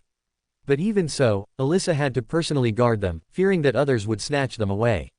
Ulmer said, rubbing his sun temple with a headache. Norwick Audra and Bertrand Dracula next to him also seemed to empathize, both wearing expressions of heartache at seeing others waste precious resources.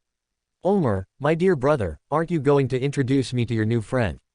Just then, a slightly teasing voice entered their ears, and the entire hall instantly fell silent. Ulmer looked over at the sound. Not far away, a golden-haired young man was walking towards them with a smile, surrounded by many sanguine. Norwick's expression was a little ugly, but Ulmer's expression remained calm, and he generously introduced. "This is Lilith, from the Dorothy family." After a pause, he continued. "This is my elder brother, and the host of this party, Kays Todbringer." "Good evening, Miss Lilith." Just like his younger brother Ulmer, Kays also behaved politely, smiling as he stepped forward and extended his hand to Miss Lilith. This action made the expressions of Norwick and Ulmer a little subtle. "Good evening, Lord Kays." Miss Lilith smiled in greeting, but seemed not to see Kays's outstretched hand, and did not proactively offer her hand. Kays's expression stiffened slightly, his hand suspended in midair. After a while, he withdrew it somewhat awkwardly. PFF'd. Norwick couldn't help but laugh out loud, which was particularly harsh in the quiet hall. Ulmer covered his mouth, his facial muscles twitching unnaturally, looking like he wanted to laugh but had to force himself to hold it back. Although he had experienced this scene just now, it wasn't embarrassing as long as no one knew. But Kays was being embarrassed in full view of everyone, which was much more awkward than his situation. Kays's expression quickly returned to normal, and he smiled. Miss Lilith is visiting Landenheim for the first time, so perhaps there are many things she is not yet clear about. But it doesn't matter, as long as Miss Lilith plans to reside in Landenheim, she will eventually have a sufficient understanding of this city. At that time, if Miss Lilith encounters any trouble that cannot be resolved, she can come to me for help at any time. I wish you a pleasant time, Miss Lilith. Leaving behind words that seemed full of sincerity, Kays directly withdrew and left, surrounded by a group of sanguine. Norwick Audra's expression was a bit displeased, clearly taking Kays's words as a provocation. What did he mean by, if she encounters any trouble that cannot be resolved, she can come to him for help? Was Ulmer a pushover? Compared to Norwick, Ulmer's attitude was much more relaxed, and he even proactively suggested with a smile. What my elder brother said is not wrong. If Miss Lilith encounters any trouble that cannot be resolved, she can come to me for help. The Todbringer family still has a certain status in Landenheim. If I really cannot resolve it, it's not too late to trouble my elder brother. Miss Lilith's eyes lit up, and she said with a smile. Speaking of which, there is indeed one thing I would like to ask for your help with. Oh, Ulmer's expression shifted slightly, and he asked with a smile, what kind of help? I think I can help with most things. Miss Lilith casually picked up a glass filled with scarlet liquid from a female attendant's tray nearby, and said casually, I want a pass for the inner city. Ulmer also picked up a glass of scarlet liquid and smiled. That's simple, it can be done before the party ends. Miss Lilith smiled, raised her glass, and clinked it with Ulmer's from a distance. She then took a small sip of the blood, and her eyes immediately lit up. Ulmer asked with a smile, Miss Lilith, how do you find the taste of tonight's wine? Miss Lilith nodded, her tone seeming a little surprised. Excellent. Its owner is young enough, full of vitality, and most importantly, she is a virgin. Yes. Ulmer swirled his glass, explaining with a slightly helpless expression. In fact, these wines were also provided by my sister. Miss Lilith instantly understood. Merely borrowing those maids for reception work was not enough for Kays to pay such a huge price. The most important thing was the wine tonight. For the sanguine, compared to other races, they prefer to drink human blood. And even among humans, there are different grades. The blood of young people is better than that of the elderly, and the blood of women is better than that of men. But being too young is also not good. If too young, they haven't fully matured, and the taste of the blood is not outstanding. Furthermore, the sanguine are typical appearance enthusiasts. The same goes for blood. The sanguine can even taste the beauty or ugliness of the blood's owner. So, considering everything, the blood of young, beautiful virgins is undoubtedly the best wine in the eyes of the sanguine. However, the blood of young, beautiful virgins is not so easy to find. After all, young and beautiful girls are easy to find, but it is difficult for them to remain virgins. Only Alyssa, this anomaly, who doesn't like men but likes young and beautiful girls, has a large number of young and beautiful virgins under her. Whenever someone wants to hold a banquet, they will pay a huge price to ask Alyssa for help. Because the high quality, fine wine, required for holding a banquet can only be provided in large quantities by Alyssa. Of course, not all sanguine can taste whether the blood owner is a virgin, nor can all sanguine taste the beauty or ugliness of the blood owner. At least underage sanguine and adult sanguine cannot taste it. They can only roughly taste whether the quality of the blood is high enough. And to taste whether the blood owner is a virgin, only sanguine above the rank of baron can do so. Of course, the sanguine internally do not use duke, marquis, count, viscount, baron as a division. Before a real fight, they would not know each other's specific strength. Therefore, without fighting, the amount of information obtained by tasting blood is the best standard for judging the strength of both sides. This glass of wine is also a form of test. If Miss Lilith couldn't mention the information about virgin, it would mean she was at most a normal adult sanguine. Then, during her conversation with Ulmer and others, she would inevitably be at a disadvantage because her strength had been revealed. Conversely, if it was confirmed that Miss Lilith's strength was above baron, their attitude would also change accordingly. Ulmer and Norwick exchanged glances, and Norwick immediately understood, asking casually, Does Miss Lilith plan to reside in Landenheim? I do have such plans. Miss Lilith neither confirmed nor denied. Ulmer asked with a smile, If you need to find a house, I can help. How about that one? Ulmer walked to the balcony and pointed to a spire building in the distance, introducing. That place once belonged to a small family, but their patriarch accidentally died in battle, and their blood essence was not recovered. Although that family can still live in the inner city, they no longer have the right to live in the castle. After a second's pause, Ulmer asked with concern. It's a little small, but it should be enough, right? It's enough. Miss Lilith observed it and said softly.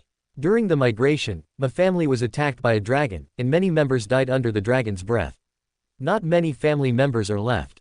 Ember's expression was a little strange. Indeed, not many were left. After all, the Dorothy family now only had Miss Lilith as the sole remaining descendant.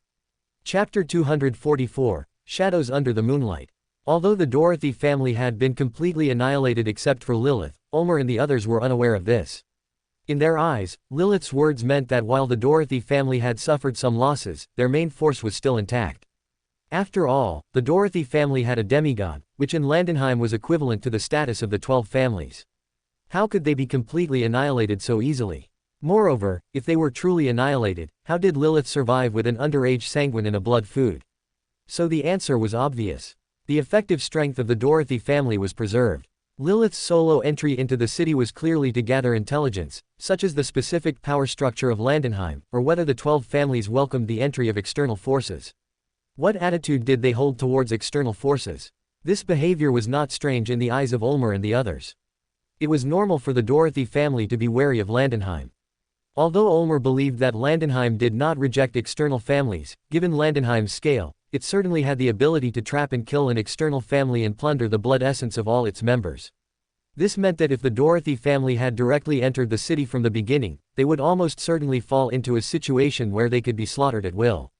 Although Landenheim would not do something as desperate as encirclement and suppression external families to plunder blood essence, it would definitely label the Dorothy family as naive, and, when dealing with them, would certainly set up various traps, both overt and covert, for the Dorothy family to fall into.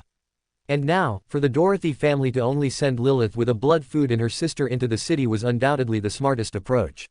Firstly, Lilith must be a direct descendant of the Dorothy family, and her entry into the city was a signal released by the Dorothy family. Whether they would actually enter the city would depend on what kind of information Lilith could bring back to the Dorothy family, keeping the initiative firmly in the hands of the Dorothy family. This undoubtedly made Ulmer look at the Dorothy family in a higher regard, further confirming that cooperating with the Dorothy family was the wisest choice he had made. However, the premise of all these conjectures was that the Dorothy family actually existed. With the Dorothy family already annihilated, everything Ulmer and the others were doing was fighting wits with air. Miss Lilith. As the few of them were discussing, a surprised voice sounded from behind them. Lilith turned her head in confusion and saw a brown-haired girl in a black dress not far away looking over with some surprise. She was initially unsure, but upon seeing Lilith's full face, she immediately became overjoyed and said excitedly, "Miss Lilith, do you still remember me? I'm Stacy." Stacy. Lilith frowned and thought for a moment, then showed a look of realization and said in surprise, "You are Rosen's daughter." "I am." The girl named Stacy, seeing that Lilith finally recognized her, said cheerfully, "Miss Lilith, I really didn't expect to meet you here." "I didn't either." Lilith showed a polite smile. Stacy looked around for a while and asked curiously, "Where is Sister Dorothy? Did she come too?" Lilith still wore a faint smile but did not answer. Instead, she smiled and looked at Ulmer beside her. Ulmer immediately understood and stopped Stacy, who was trying to approach further, smiling. "Excuse me, Miss Stacy, we have important matters to discuss. Could I ask you to come back later for a chat?" Okay. Stacy stopped in her tracks, nodded slightly with hesitation, and said apologetically, "Sorry, I interrupted you." Watching Stacy turn and leave, Lilith suddenly asked with a smile, "Did you invite her?" Ulmer knew what she was referring to and explained, "It has nothing to do with me. She is my eldest brother's person." His eldest brother was clearly suspicious of Lilith's identity, so he specifically invited Stacy, who also migrated from the West Coast, to identify her. Of course, this also indirectly helped Ulmer confirm Lilith's identity, which was a favor to him. Lilith slightly narrowed her eyes, her gaze piercing through the crowd to accurately capture Stacy's figure. Stacy had already passed through the crowd and reached the other side of the hall, turning right into the side corridor, causing Lilith to lose sight of her. As the identity confirmed, on the balcony at the corner of the corridor, Kay swirled his red wine and asked indifferently. Stacy clasped her hands over her abdomen and bowed slightly, her attitude reserved, saying, "Lord Kays, she is indeed Miss Lilith. I had the honor of meeting her before." Kays, who was taking small sips of the crimson liquid, put down his wine glass and asked in confirmation, "So, she really is from the Dorothy family?" Stacy nodded gently and explained, "Miss Lilith is Dorothy's younger sister and the only direct descendant of the Dorothy family. Sister Dorothy once personally said that she would not bear children but would leave her blood essence to Miss Lilith." Stacy's expression was quite complex, carrying undisguised envy and unconcealed jealousy. "The only direct descendant." Kays frowned slightly and murmured in a low voice. As the eldest son of the Todd-Bringer family, he naturally knew what being the only direct descendant meant. And even for Kays, the eldest son of the Todd-Bringer family, it was something to be envied. After all, with Lucius's strength, it would take at least several thousand years to live until his natural death, by which time Kays would have already turned into a pile of yellow earth. Yes, as Lucius's offspring, being the eldest son had no meaning at all. Because they would not live to see the day of Lucius's natural death, and thus could not inherit Lucius's blood essence. In fact, even if he could wait until the day Lucius died of old age, he could not inherit Lucius's blood essence.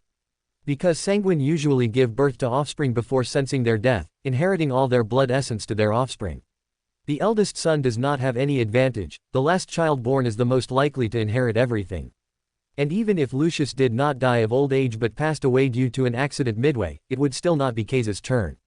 Because Lucius was a genuine god, and the blood essence of a god contained too much energy, only sanguine of the patriarch level were qualified to attempt fusion. And Kay's, as Lucius's offspring, although he was born a powerful sanguine, inherently only one step away from a patriarch, this one step was like a chasm before him, forever impassable. After all, blood essence at the patriarch level was not so easy to obtain. To this day, only the patriarchs of the 12 families were powerhouses of this level. And even if they died, their blood essence would be preferentially left to their descendants. This was not only true for Kay's but also for Lucius's other offspring. Whether it was Ulmer or Alyssa, they were born strong, inherently inheriting a part of Lucius's blood essence, inherently only one step away from being a patriarch.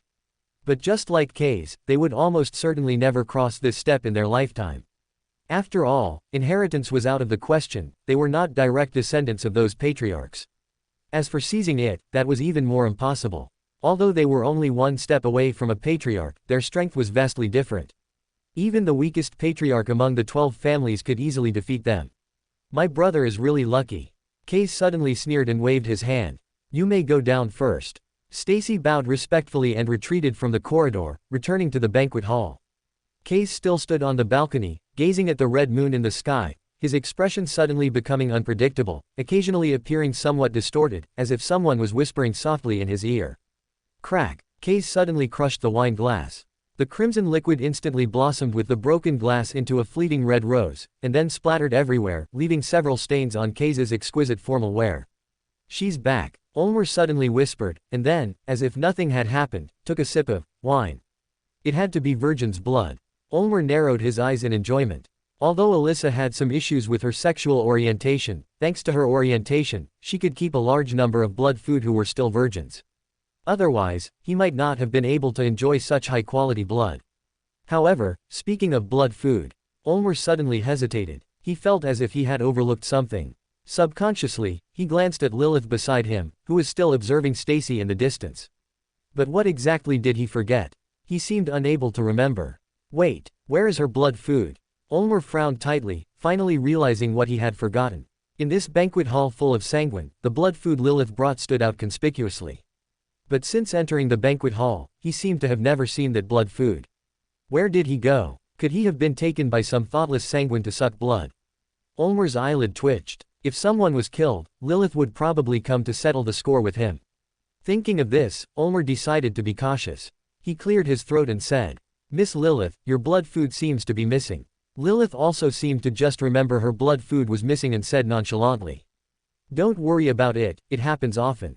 He'll come back on his own later. Ulmer was a little surprised. This sentence was like talking about a pet that went out to forage, seemingly not worried at all that her pet would encounter an accident. This was completely different from Lilith's previous attitude towards that blood food. The fact that she didn't bring her sister but brought a blood food to the party was already astonishing, giving people the impression that the blood food was very important to her. But looking at Lilith's current appearance, she seemed not to care about the blood food's safety at all. Did he guess wrong? Ulmer's frown deepened, and he asked tentatively. Aren't you worried he might be in danger? Will he? Lilith asked back with a smile. Although she asked this, Lilith knew better than anyone that Ember would not be in danger, because he was the biggest danger. Hidden body. Lost magic of the ancient golden magic kingdom. Ulasil. Makes the entire body transparent. To prevent complete disappearance, the caster's figure will still be vaguely visible. But if they remain still, they will blend in with the surroundings. And will not be easily discovered. Using the magic of hidden body, Ember quietly followed behind Stacy without alarming anyone, witnessing her conversation with Kay's and Kay's fan-shaped diagram performance under the red moon. But this was not Ember's focus, so he did not stay for too long and quickly left the scene. The Todd-Bringer family's castle was called a castle, but it was actually comparable in size to a palace. Compared to Landenheim, it was like the Forbidden City within the capital. The interior was interconnected in all directions, making it easy to get lost. But for Ember, such an environment was still relatively good. At least there was no need to open shortcuts here, and there were no areas that could be seen but were impassable. Furthermore, he had already locked onto his target beforehand, so now he only needed to move towards the predetermined target. Even if he accidentally walked into a dead end, he could get out and take another path. This was already familiar territory for Ember, who often needed to open maps. Finally, Ember stopped in front of a heavy double door. His locked target was inside.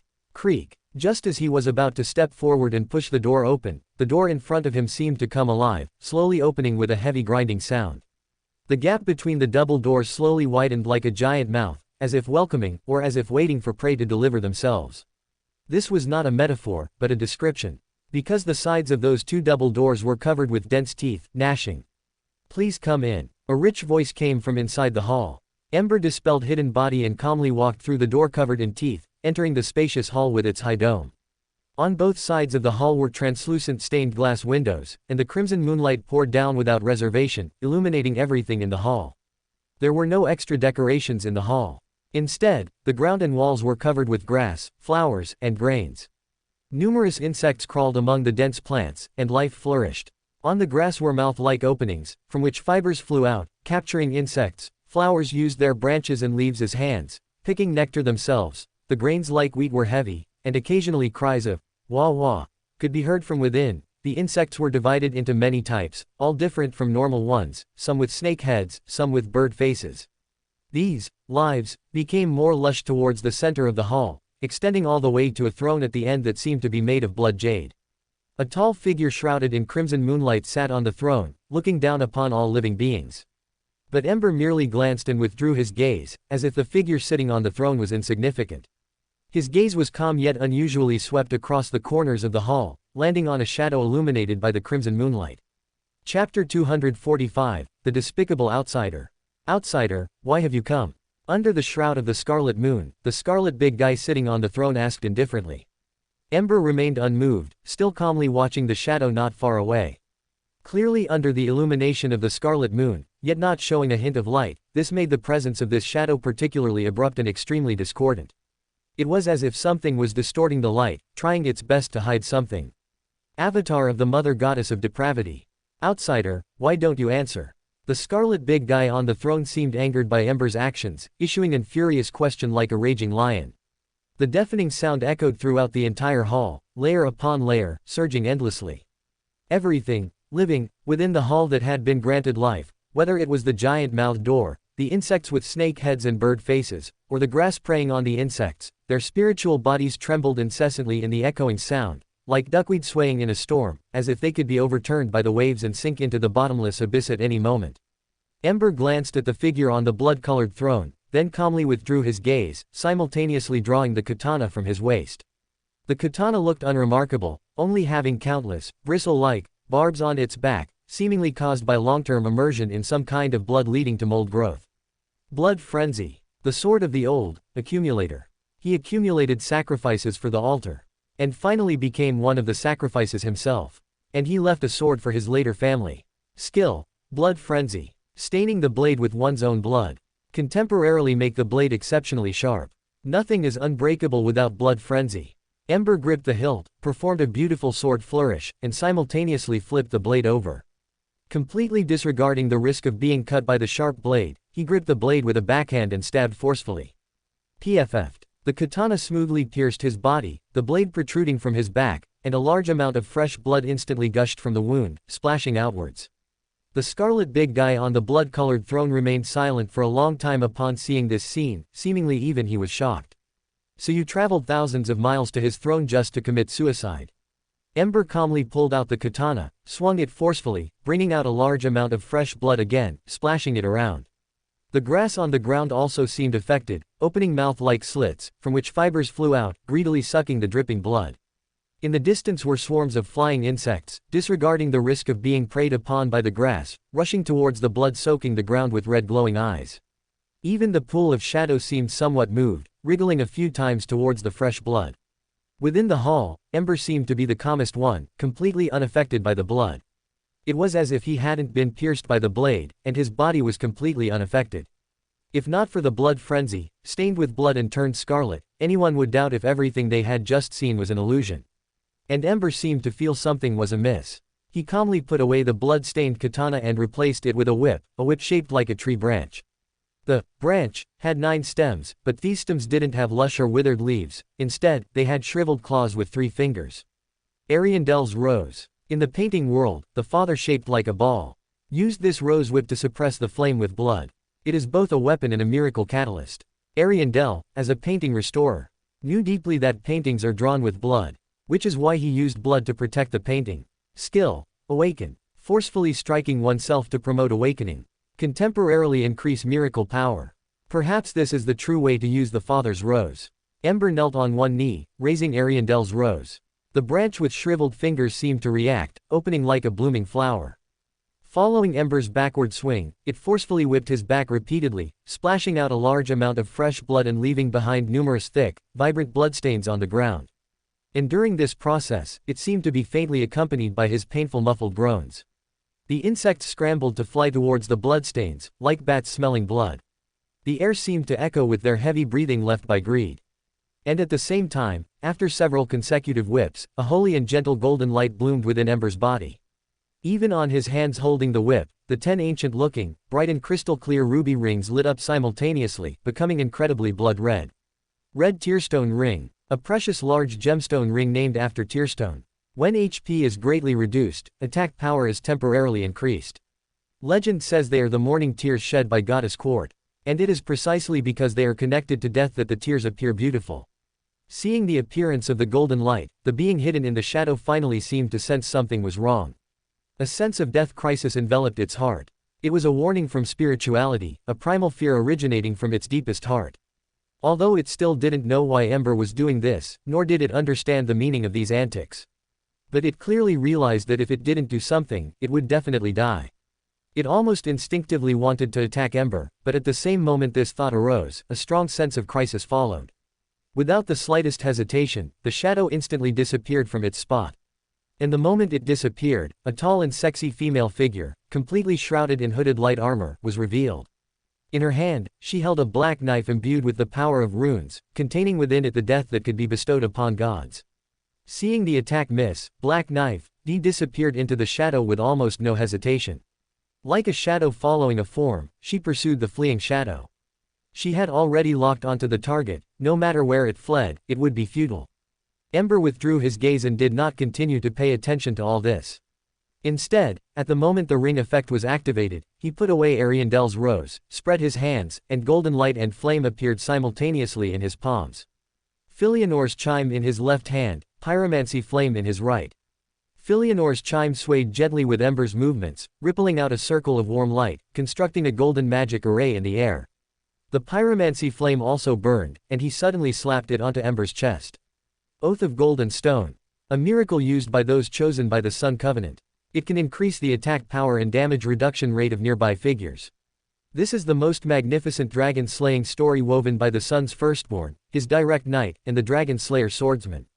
This is the most magnificent dragon-slaying story woven by the Sun's firstborn, his direct knight, and the Dragon Slayer swordsman. Inner potential. Among various pyromancies that draw flame into the body, this is the most forbidden one. It can temporarily increase attack power, but HP will continuously decrease. Pyromancers should revere flame, but if reverence is endured at the cost of gaining power, reverence loses its proper meaning. Ember slowly stood up. Filianor's chime and the pyromancy flame disappeared simultaneously. Ember pulled out a flagpole. The military banner symbolizing honor on the flagpole was long gone. But the moment Ember raised the flagpole, a soft and holy light instantly wove a fluttering military banner, on which the emblem of Lothric was outlined, a symbol of the knight's honor in the past. Lothric War Banner. A flagpole used in the past to hold up the emblem of Lothric. A remnant of the military banner the knights looked up to. The front end has a sharp decoration. Thus it can be used as a spear. Skill. Lothric War Banner. Like in the past, raising and waving the flagpole allows one to see the illusion of the banner fluttering. Those gathered beneath the banner can have their attack power increased. Clang. When the flagpole stood erect, countless pillars of light surged from the ground, the holy light even obscuring the scarlet moon. After applying a set of buffs, Ember put away the military banner and switched to his final weapon.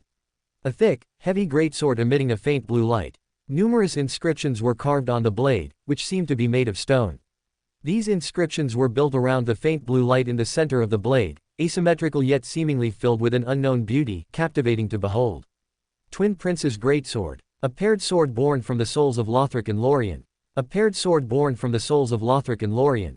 Already combined to the point of being inseparable. They were originally combined because of a curse. But this way, it could comfort them instead. Skill. Sacred Light and Flame. After preparing the attack, a normal attack can release Lothric's Sacred Light. A heavy attack can release Lorien's Flame. Wherever Ember's gaze reached, Dee was still engaged in a chase with the mass of shadow. Their figures continuously flickered under the scarlet moon, occasionally leaving behind two blurred shadows to indicate their presence. It fled, she pursued, it couldn't escape even with wings. Ember was about to make a move but suddenly stopped, shifting his gaze to the other side. Crack. As if sensing something, the scarlet big guy seated on the blood-rain throne slowly stood up. The figure shrouded in the blood-colored shadow walked down the platform step by step, approaching Ember expressionlessly. God of Life, Lucius. Ember withdrew his gaze, his tone seemed a little regretful. What a pity it's not the goddess. The future blood ancestor Lilith had two great generals under her. One was beauty goddess Ornia, and the other was the goddess of life whose name was not recorded. But unfortunately, Lucius was not female.